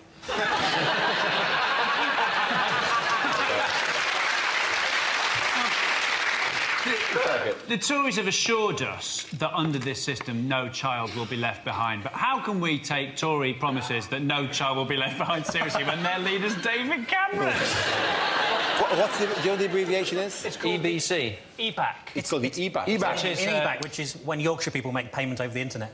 I thought that was something from Star Wars, isn't that? Yes, it was. EBAC? Do you know who hated the EBACs? I bet you can't do the impression. Skywalker! Your EBACs will not qualify you to run the Empire. There's been a lot of debate over, whether grades have been devalued, and I was discussing that recently with my nephew, Professor Timmy. So, hang on, sorry, because it's one of these things that I genuinely am always perplexed about, coming from a different country as I have, with my spices and my silks. To your nation. And there's so many great things about it, except your exams, which are mad. And not that the education, by the way, is great. I'm not saying anything about the education people get here, it's fantastic. But the exams are mad. There are people who, when confronted with an exam paper, just go to pieces completely and forget how to count, and I think it's very unfair that they are marking the papers. There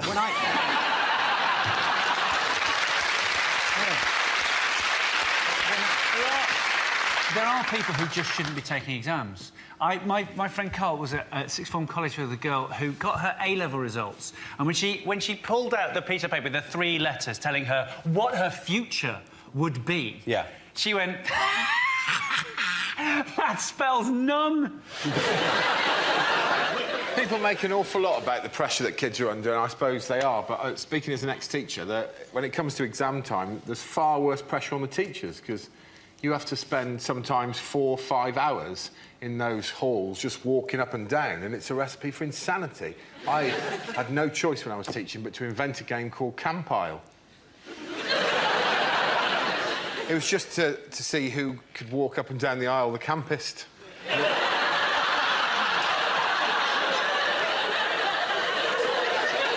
We started off just sort of slightly mincing.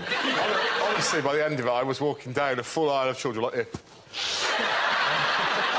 And I knew it was time for me to leave teaching when I got to the end of one aisle, genuinely. During an actual GCSE, a kid looked up at me and went...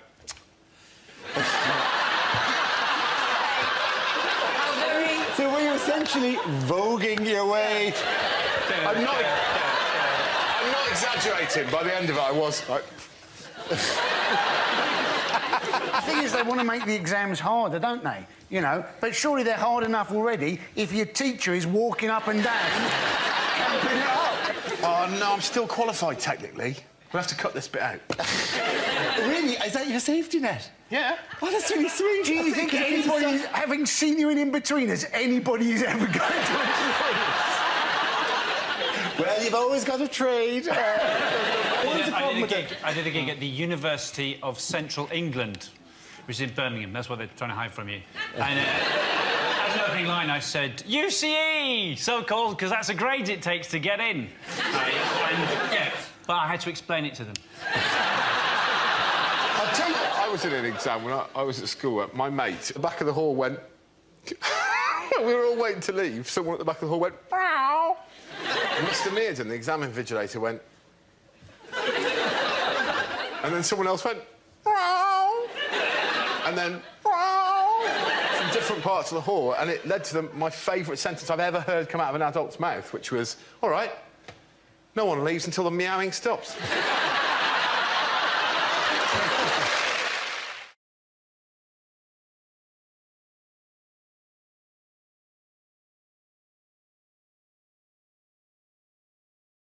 Now we come to scenes we'd like to see, so if everyone can make their way over to the performance area, I'll read out this week's topics and then we'll see what our panellists can come up with.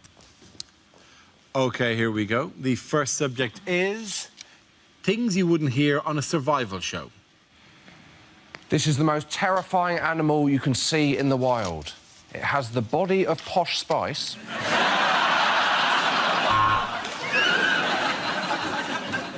Of course, if you're on an expedition, you must always make sure you boil all the water. Now, this can really slow you down if you come to a lake.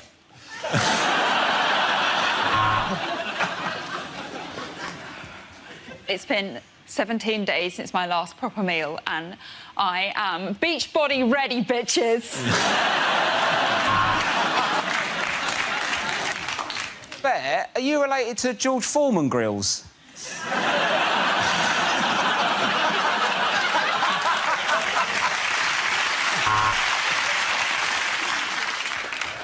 I've not had a bath for days on end. And that's because Rob Beckett's dad is in there.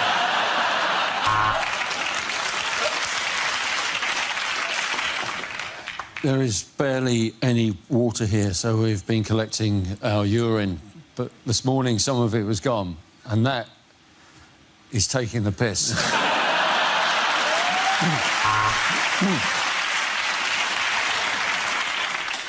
Spent 3 days in the jungle with nothing to eat but raw caterpillars. I remember the moment I walked back into civilization. Whew, there are a few butterflies in my stomach, I can tell you. When I was thirsty, I was forced to drink my own urine. I'm now hungry and dreading dinner.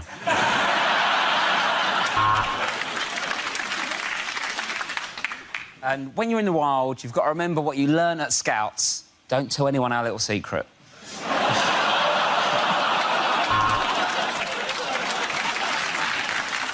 Well, night is falling, it's raining, and I'm in the shelter, but it still feels dangerous here. There are 6 teenagers staring at me, and the bus doesn't arrive for 20 minutes. If you suddenly see a bear extremely close to you, the best thing to do, stand stock still. Pull down your trousers and just let it have sex with you.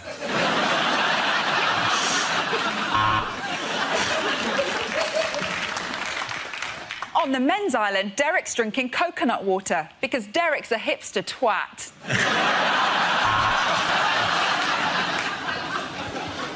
After 3 months totally alone on the island, it's amazing that John hasn't gone mad. Isn't that right, John? Yeah, it is, yeah.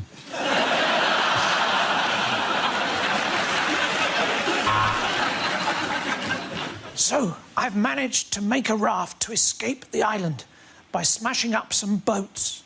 Okay.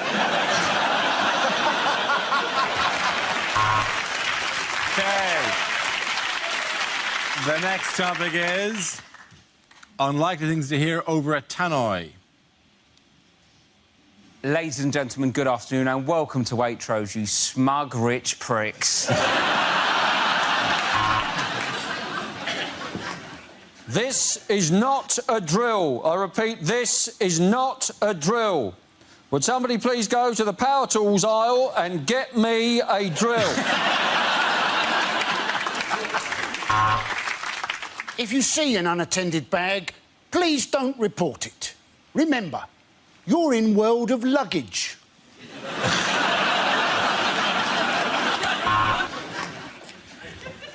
Good evening, ladies. Topshop will be closing in 5 minutes. Please make your way to the till unless you're over 30, in which case piss off to M&S, you ancient old hag.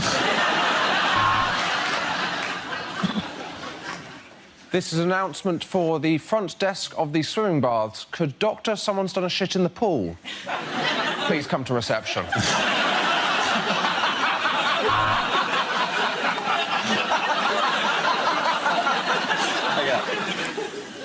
Would the couple having sex in aisle 2 please stop? Spillage in aisle 2.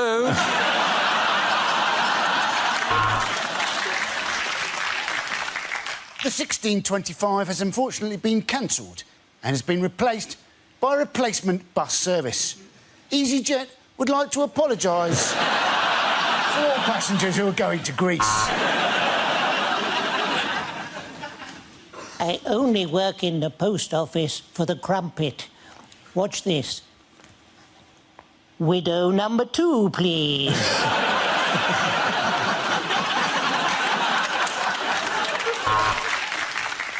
In tonight's performance of Chitty Chitty Bang Bang, the part of the child catcher will be played by a 1970s TV presenter.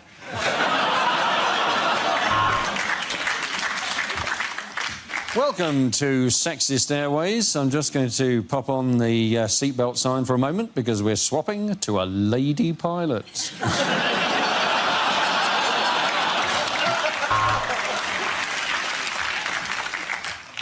We are now coming into land in Russia, where the local time is 1956.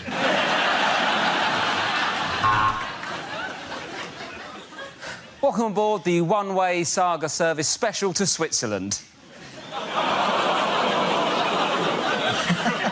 Just trying to have a laugh.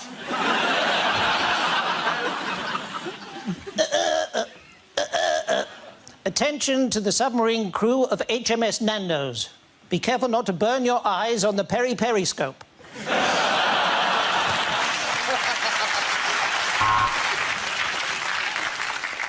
Lost children can be found at the Lost Children tent. If they're not claimed by the end of the day, they will be destroyed.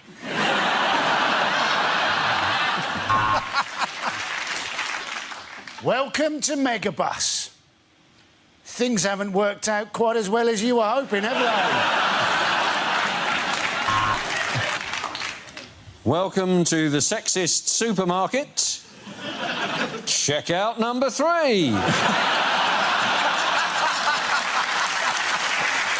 Okay, get that round. The point's going to Josh Hewitt-Milton.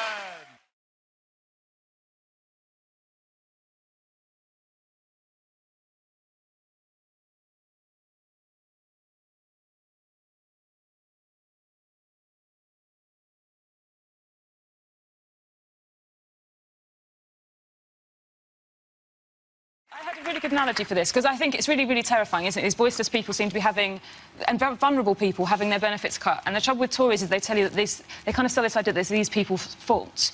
And so this is my analogy. So I don't know if you know this, but girls, when they're in the toilets, some girls hover because they think that public toilets are disgusting. What, off the floor? No. Yes!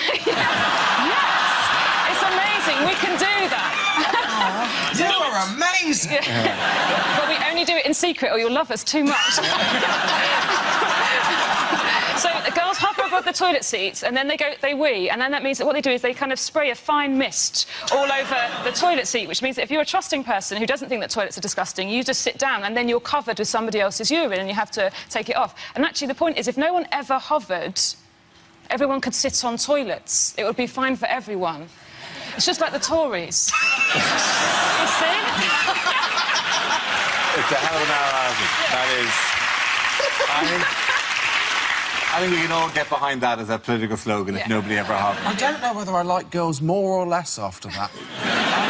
I'm just glad that I'm not the only one who hovers.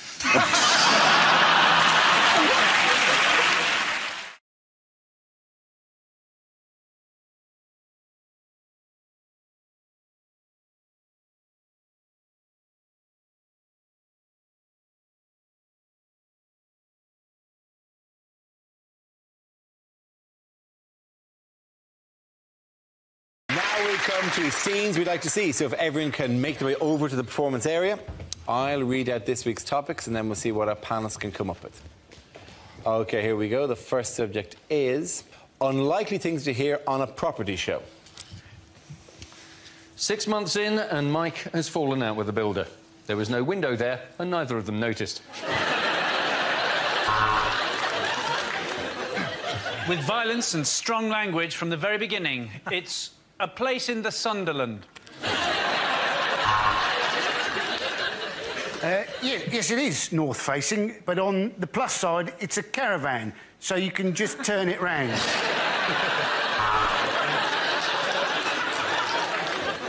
Get that fish out of here, it stinks. You should never leave a place in the sun.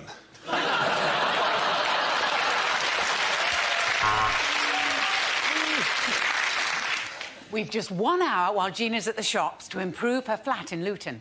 We're setting it on fire and moving it to Oxford. Well, it's another setback. This time the structure is damaged. And for the first time, I'm asking myself, will the Death Star ever be finished?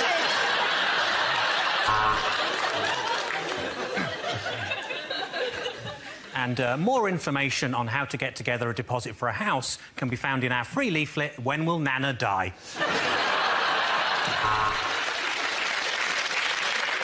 So, you bought it at auction for £100,000, but what exactly are you going to do with Middlesbrough?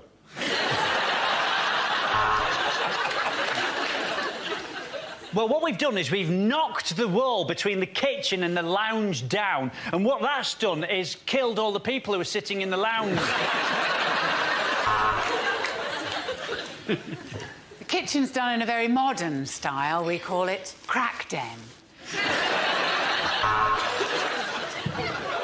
We're looking at a well-equipped council house in Hull. Fridge, oven, washing machine. In fact, this is one of the nicest gardens we've seen. This week on Grand Designs, my gran designs a house. It'll be shit. She's got terrible arthritis and not even a rudimentary qualification.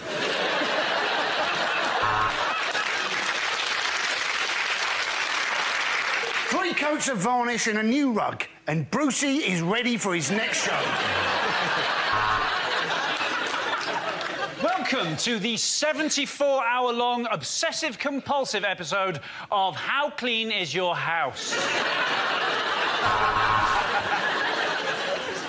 Knock it down, tarmac it, fuck 'em.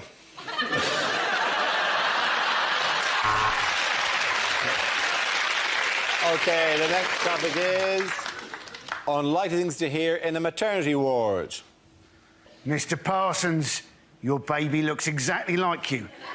But mind you, so does every other baby.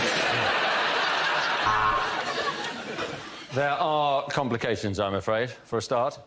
I'm not a doctor. I definitely can see the head. You should do your flies up, Doctor.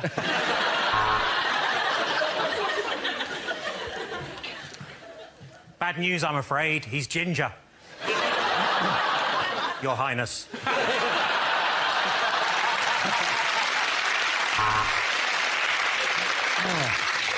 So, would you like to hold the little fella?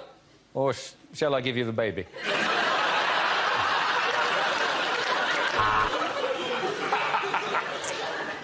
Mrs. Jones, I'm going to need you to push. And then when we've got the ambulance started, we'll try and get you to hospital. Oh, God, is that my baby? I've given birth to Andy Parsons.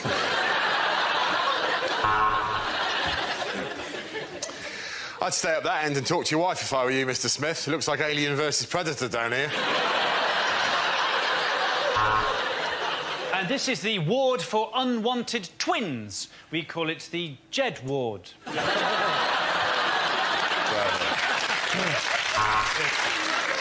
Basically, you just turn them over and slap them on the arse. These nurses' parties are great.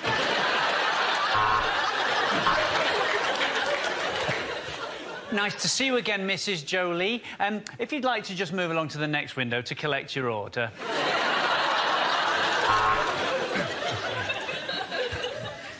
Oh, this isn't your first baby, is it?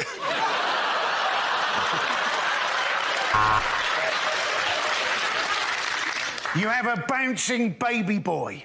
I know that because I dropped him in the delivery room.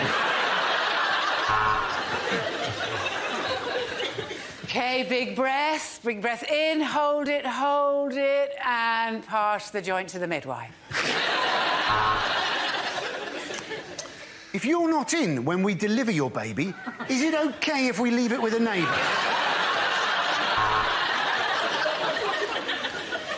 That's good. No, I do like it, darling. Just not in that colour.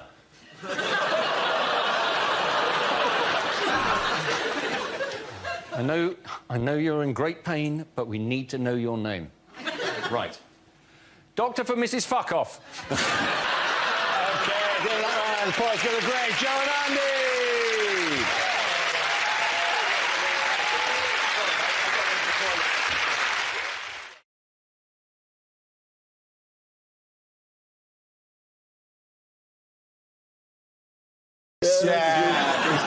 Has anybody noticed Dara's eye, by the way?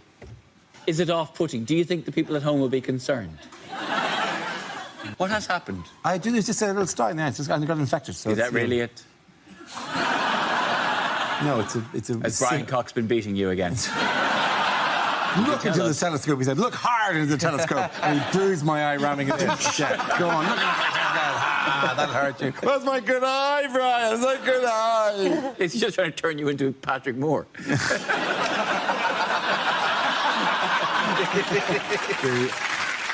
They're so worried they kept me an eye patch. That like this would be much more subtle if I played that. Like presented the entire show like that because I've got a tiny infection in the eye. To be fair, I have a secret desire to have an eye patch. You know, I don't want to ever lose an eye. That's not how much I want to have an eye patch, but I think they're cool. It's something massively impressive, because a guy with an eye patch, shit has happened. Because also you can do this. Sexy. It's like the final part of undressing in a sexy way, where we take off the eye patch and what? You take my eye out. In other news, what do doctors want us to stop using? They're waiting rooms to sleep in. People taking helium, and they enjoy it, and they speak very highly.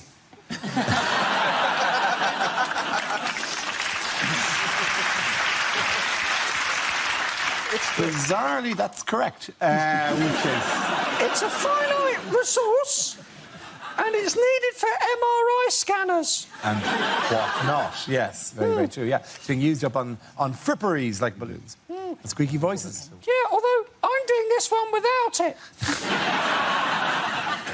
They're worried that instead of helium then in balloons, they will instead start using nitrous oxide in balloons. But nitrous oxide is laughing gas. So then that's the worry, that the kids will be able to get high on their balloons if we end up having to do party balloons with nitrous oxide. But if you're worried about kids getting high on nitrous oxide balloons, you can surely get high on a helium balloon just by holding on to it. I was doing a gig at Festival, I think it was, and you could hear when people are taking nitrous, like you can hear it because there's an audible because they do it into a balloon and into their mouth to give themselves a giggle, and people were doing it at my gig. Actually, kind of it's a cruel heckle, isn't it? It's like, okay, I'm going to need something to get me through this. Is there enough people that you deliver one of your trademark jokes and the crowd will go... I only found out those little canisters that they suck it from are called whippets. The little canisters of nitrous oxide. That's right, yeah. Yeah, they're called whippets. Somebody said to me, the kids are sucking whippets in the park. And I was like, oh, my God, do I need to call the RSPCA? By the way, how do scientists now think the universe will end? Oh, spoiler alert.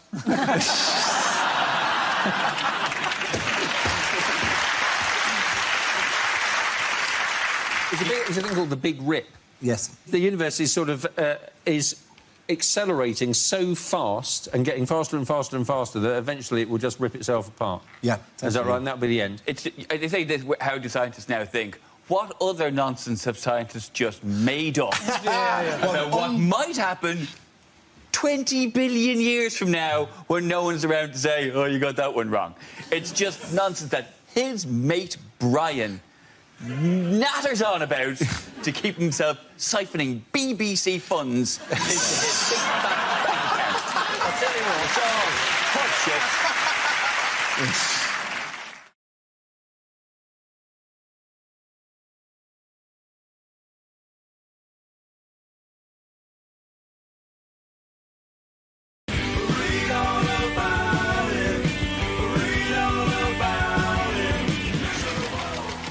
The first subject is parenting. I'll take this.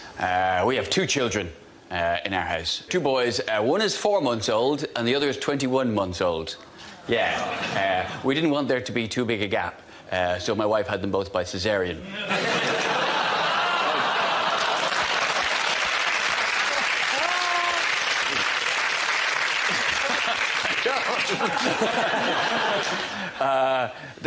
To be honest with you, the 4-month-old, he's already more of a man than I've ever been, because he's already mastered the art of the casual vomit, something I could never do. When I'm sick, it's a biblical event, it's coming out my nose, I'm pulling muscles in my back, but he's so cool with it. He'll puke, and then he'll look at you like you just did it, you know. What's this? That was you? Don't think so, doesn't sound like it. But it's amazing the pressure that can build up inside a small child. It's got the puke flies out and the piss flies out and the shit. Honestly, if I was to feed him creosote instead of milk, I could do me fence with him. The thing we've been careful about, though, is even though I have 2 boys, I didn't name either of them after me. Because I didn't want to have that big Ed, little Ed thing. Because when you call him one of your sons Little Ed, it just sounds too much like you're talking about your cock. Oh, little Ed's been misbehaving. It just seems a bit... Honey, will you just hold little Ed? Just hold little Ed for just a minute. Hold little Ed. Oh, little Ed's been sick on you. It's just not... Thank you very much, Frank. OK, that leaves us with Gary. Let's see what you've been left with. OK, let's spin that wheel.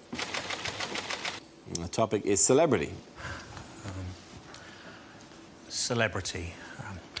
They've started a celebrity magazine for the elderly. It's called Hello, Hello, Hello. Uri Geller, surprisingly hard to stab.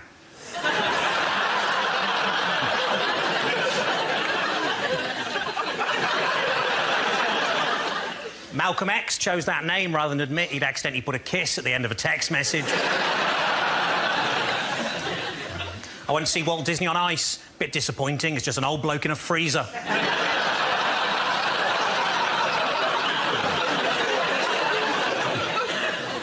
The new president of France said this week that English speakers were arrogant in their refusal to learn foreign languages. At least I think that's what he said. But it all just sounded like haw-hee-haw, haw-hee-haw. And remember, that's not racist if it's about the French. I'd have £5 on the Dalai Lama if I was a Tibetan man.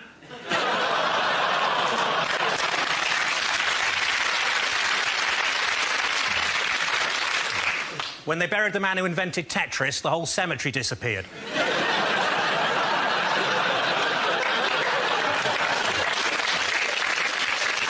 As well as 7 years in prison here, Abu Hamza could be deported to the United States where he could face the electric chair. But on the plus side, if he is electrocuted, at least he can just stick his hook in the air and pretend to be a bumper car.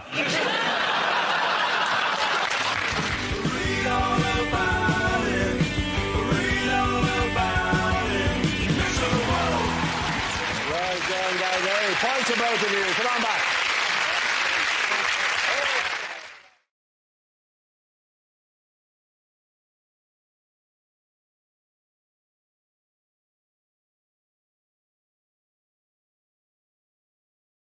In other news, what type of unusual theme park did President Vladimir Putin open recently? I'm sorry about the rotten doll thing, Dara. Just let it go. I thought you were doing Stop doing that!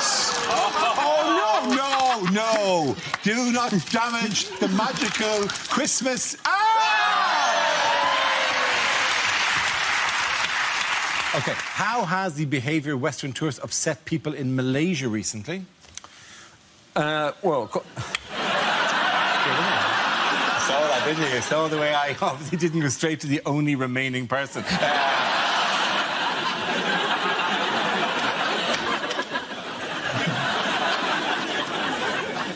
This is the Bruce... Oh, bollocks. Sure, you would. On my back. This is the Bruce Sport... Hey! There's really good heroin on this. Don't knock the tree down. Oh, look, it's snowing! We win! Our next one is called Newsreel. Hang on. Sorry. Right. You've got a cold, all right? Jesus. You're all so much better than me. You've never had a cold, right? Obama versus Putin. Let the limp say fucking hell. What unusual present might people be giving this Christmas? That's right, jizz. Sorry, did anyone tell me why, sperm would be a Christmassy thing? Because it is Christmassy, you can write on the windows with it. Put it on again. Put it on again. The iPad, yeah, put it on again. Go on. Oh, you look funny. You look funny. Do the thing where you look funny again. You know when you make you look like the guy from the back of a fucking bus, and for 3 years, everyone sends you photographs of a cartoon man on the back of the bus every day on Twitter. Hey, Dara, I saw you in Manchester today, huh? Click. Oh, bollocks, that bar on the back of the bus again. Do that with an eye patch, and then for years, every eye patch person in the universe, I will get sent him on Twitter. Happy? There. I'll take it on my nose. Is that all right? Is that all right? Oh, I hurt my nose. Oh, wow, it looks like I'm wearing a G-string. If the marketing people are clever, that bloke on the back of the megabus is going to have an eye patch by next week.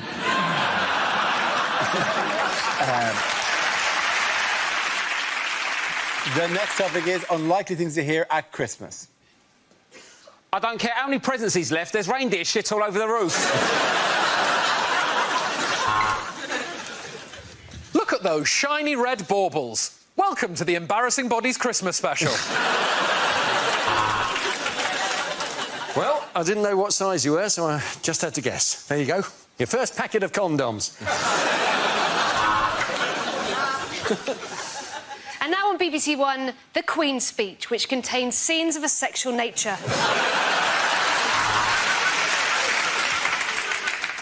A crib full of straw? No, I asked to see the manager.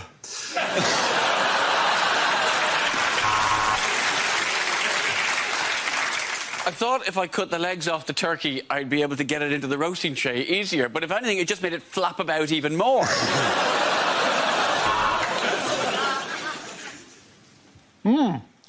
It's lovely to have venison for a change. Santa, how are you getting home?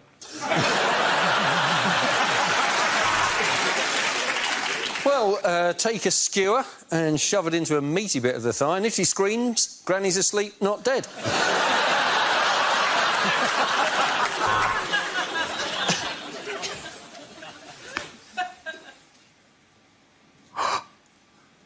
Sorry, Tiny Tim.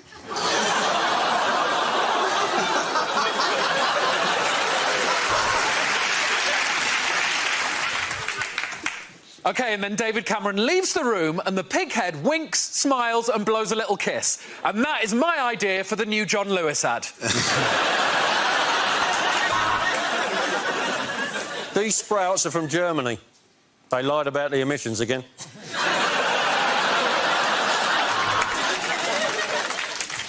So do you mean I need batteries for all of these? That's the last time I go Ann Summers for Christmas. No, I didn't put a penny in the Christmas pudding. I spent a penny in the Christmas pudding.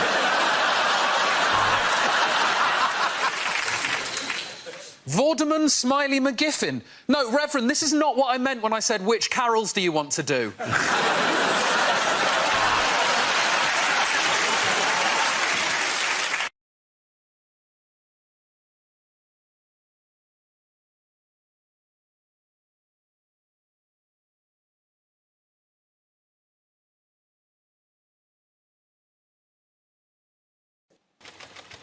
And the topic is marriage. OK.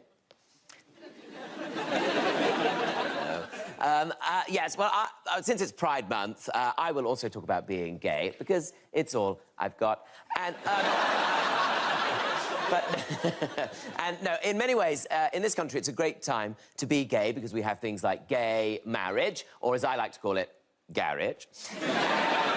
Garage is designed to bring equality so that gay people can finally be as miserable as straight people. And it comes up against a lot of opposition, and you see it now, like recently in Australia they had it, where it comes up against opposition from a lot of religious groups and clubs, the Catholic Church. And you can understand why. I'm sure a lot of us will remember the Bible stories from school. Do you remember the one where Jesus stood on the mount, didn't he? And he said, "Verily I say to thee, love thy neighbour as thy love thyself. Look after the poor, heal the sick, feed the hungry. Don't start fights or wars. Just look after each other, love each other, and you'll all be fine." But I cannot stand them damn queers. I think it's disgusting what they do to each other. I mean, why have they got to be so up in your face about it all the time? I mean, who's the wife? It's a very famous parable.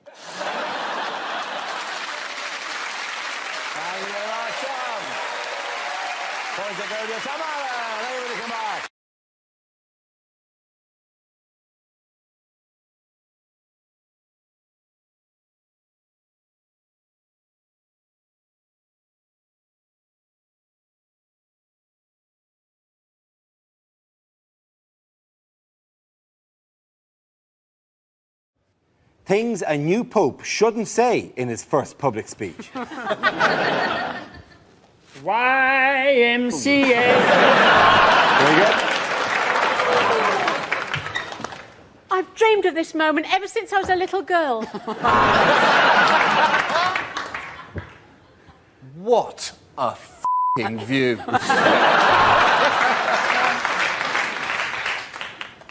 I'd like to thank my wife.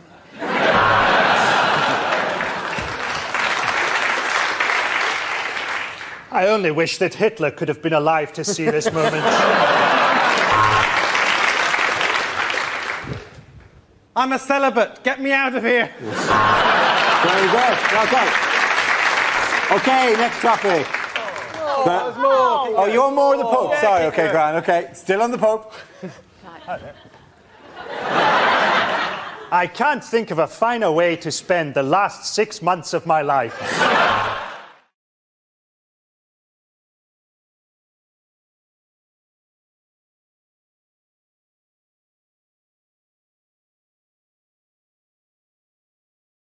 Who's the kingmaker in parking in this country? Is it NCP? No, it's not an NCP. Who's the one single individual who wields more power over parking in this country than anyone else? Boris Johnson. No. It is, according to Parking Review, it's Hugh Dennis. Yeah. That's right. This magazine, which was sent to me anonymously, I get the Parking Review, features 10 separate photographs of Hugh Dennis on its pages at the moment. Yeah, I did the National Parking Awards. Who wins a National Parking Award?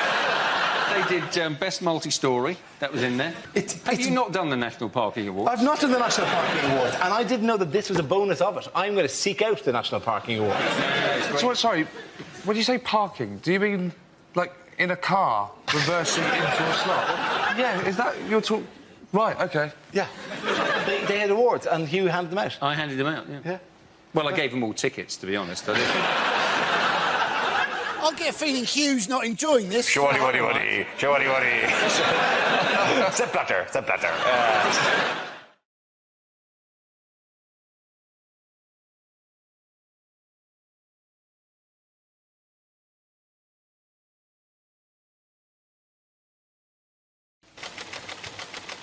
And the subject is weather. You do it. I'll do it. I've got this. Weather is one of the things that shows that the British people are great big Jessies. British people, actually, no, there's a split here. When it snows, Scottish people do this. Oh, look, love, snow. See you later. English people go, oh, God, it is the end of day. When it snowed last year, the BBC were going, don't go out. It's -2. We don't know if humans can live at that temperature. Made of snow with outstretched arms waiting for you. Go out! And the news always talks us up. We're always woefully underprepared, woefully underprepared. Where's the salt? Where's the salt? Where's the salt? Look, we're never going to run out of salt in this country. As long as supermarkets continue to do value meals, we'll be fine, right? Fling a few lasagnas up the M1, you'll be grand. Don't worry about it. Chinese meal for 2, good for 40 miles, I should think, which won't be a problem. We massively overplay this. The news are the worst at it. Sky News, I was watching Sky News on the day after it snowed, the day of the lethal compacted ice.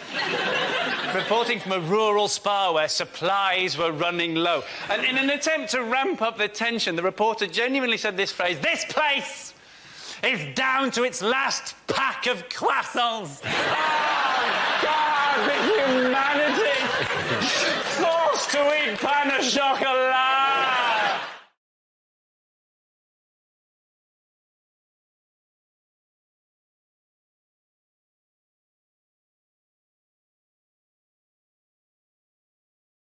Unlikely things to hear on Doctor Who. When I was giving you a quote as your cleaner, Doctor, I was giving you a quote from the outside.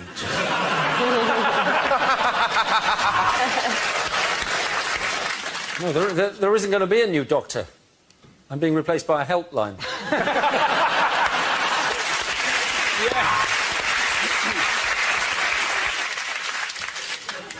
That is the last time we park the TARDIS outside the Portaloos at Glastonbury.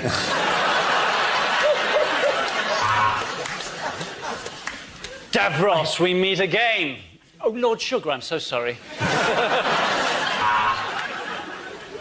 Hey, saw you from across the TARDIS, and I think I regenerated in my pants.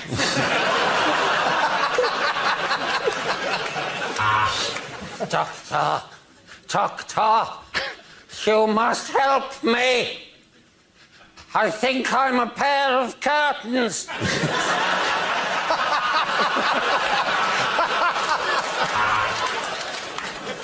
Tragic news about the ood. There's been a terrible flood. They tried to escape into the wood, but it didn't do any good, and now they're all dooed.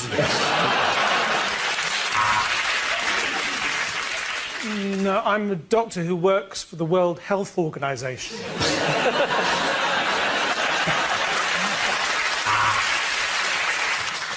Yes, I mainly hang around young women. Yes, I was on television in the 1970s. Where are you going with this? You've got to believe me, Clara. This is our best chance. Now, unzip my flies and I'll explain later. Let's go forward in time by an hour. Then we get a quid off the pizza. Now, the first thing to remember on planet Xenon is turn off data roaming. We are 10 million years in the future. H.G. Wells has just got married. You are the doctor. I am the tracheotomy patient. I am the doctor. I am 1,200 years old. And this is my assistant, who's 27.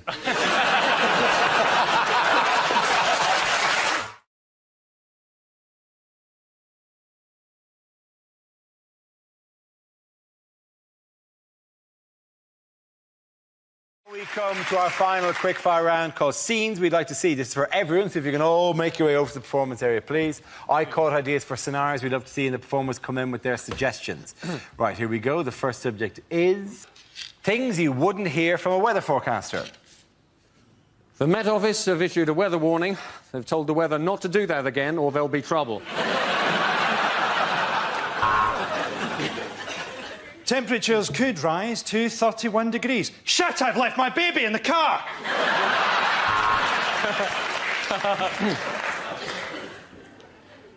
A hurricane tonight will be caused by low pressure and God's hatred of homosexuality. A huge depression over Scotland, and now the weather. And finally, a warning to hay fever sufferers. Don't come sneezing near me or I'll rip your face off. So, here's the summary. Monday shite, Tuesday shite, Wednesday shite, Thursday bollocks.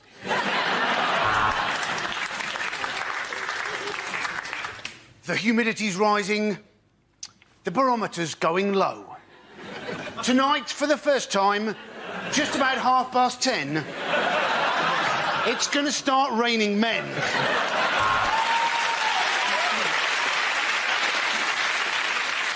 The outlook's bright for the weekend. I've got 3 grams of coke in my pocket and my wife's on holiday. Well, let's go to Carol on the roof of Television Centre. She's not meant to be there. She's just a bit depressed. This part of the country is going to stay hot and wet for quite some time because that's where my girlfriend lives. Oh, yeah. So, it's going to be between 17 and 21, but Berlusconi won't date older than that. It was raining cats and dogs last night. I should know. I was throwing them off my roof.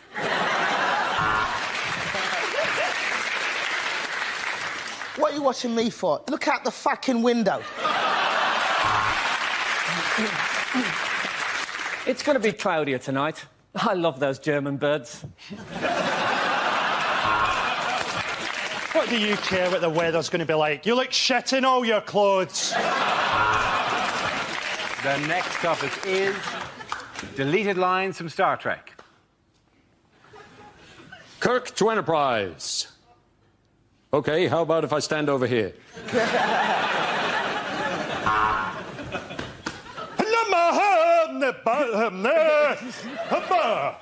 Scotty, that's the most convincing your accent has ever been.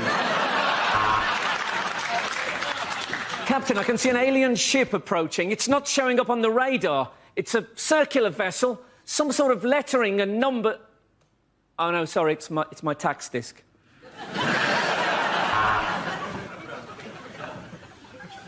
I have no emotion. My mother was a Vulcan. My father was Gordon Brown. All right, which one of you ate my Scotch egg? This is the Federation of Gay Planets. Open your docking bay and prepare to be boarded. Tell you what, Spock, your towel is a lot softer than mine. Captain's log. Just seen some aliens. OMG. WTF. LOL. Smiley face. Who are these terrifying aliens? You can't call them that anymore, Captain. It's Uhuru and Sulu. Welcome to the SS Enterprise, Mr. Eccleston.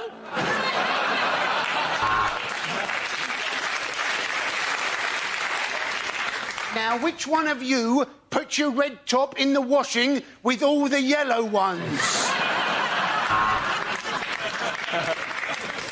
There's going to be some changes around here. They call me Captain Tatty Bojangles. What's wrong, Captain Picard? What's wrong? I'm a serious Shakespearean actor, and I'm talking to the ambassador of the fucking worm people! At the end of that round, the points go to Russell, Frank and Andy!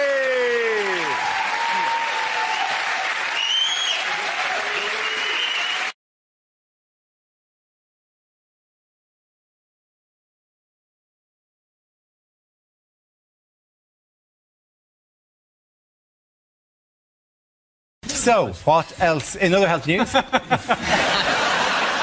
health initiative is coming into schools? Michael Gove saying school lunches should be banned because apparently only 1% of them meet the nutritional requirements that school dinners are supposed to have. Yes, that is generally the gist of it. That's the facts. Yeah. I don't have a joke. Yeah, it's true. It's true. But it's only 1% of. I mean, what I don't know. I don't like the story anyway. Is it just me? I don't want to think about Michael Gove's lunchbox. I just don't want to think about it. Well, I'm sorry. I presume people put it. What are people putting into it? Like they're only 1%. Well, not the kind of stuff. You see, this seems to me a very unfair story because they're saying that packed lunches are very unhealthy compared with school lunches, but they're not. I mean, when I only ever had packed lunches. I had brown bread sandwiches. I had 2 cubes of jelly. What? Yeah. Jelly that wasn't made? Jelly that wasn't made, because my mum didn't like giving us chocolate or sweets or something. She used to cut up jelly. She used to cut up a jelly, you know, the cube that you make it from, and give me 2 bits of it. And it was really, really nice. But for the rest of the day after I'd had it, I was always slightly worried that it might turn into jelly. Just a huge shape. If you drank a glass of water, it would go. Just split apart and there'd be a huge-shaped jelly there. That's the biggest jelly baby in the world. I also did point out to you that you also said you had brown bread sandwiches. Do you mean like 2 slices of brown bread with a slice of brown bread? You have to. I mean, how can packed lunches have only 1% of the nutritional requirement of a school dinner? What are people putting in these packed lunches? Is it like a large sandwich and a sugar cube? You're thinking some of the kids must be so stupid they're actually eating the plastic box. I thought parents have more control. No, but they do. The problem is parents do have control. Every time they try and solve this problem, the parents get in the way. When Jamie Oliver tried it, right, tried to get rid of turkey twizzlers and put healthy food in schools, so mum's at the school gate passing packets of chips through to their children. If you want to solve this problem, it's not a policy thing. Just make the railings thinner so they can't shove the massive hand. Sandra, you're going to have to put your face right up and eat a feed into your individual. You know which kids it was? They're going after lunch with shiny lips and 2 rust lines down the face. I have to, you're making an excellent point, but you said turkey twizzlers. I genuinely thought you said when they tried to get rid of Turkish prisoners. Why are Turkish prisoners feeding children in school? Because they are getting their for the rest of that for the whole thing, I was going, well, one of them is called Sandra. And that really is the clue as to the likelihood that I didn't actually say that. Yeah, I suppose. You put it that way, it makes more sense. They're suggesting that teachers should eat with the kids. But the thing is that, you know, a lot of teachers do currently eat with the kids, although it's usually in the form of a romantic meal, isn't it? Merry Christmas! Merry Christmas, DVD owner.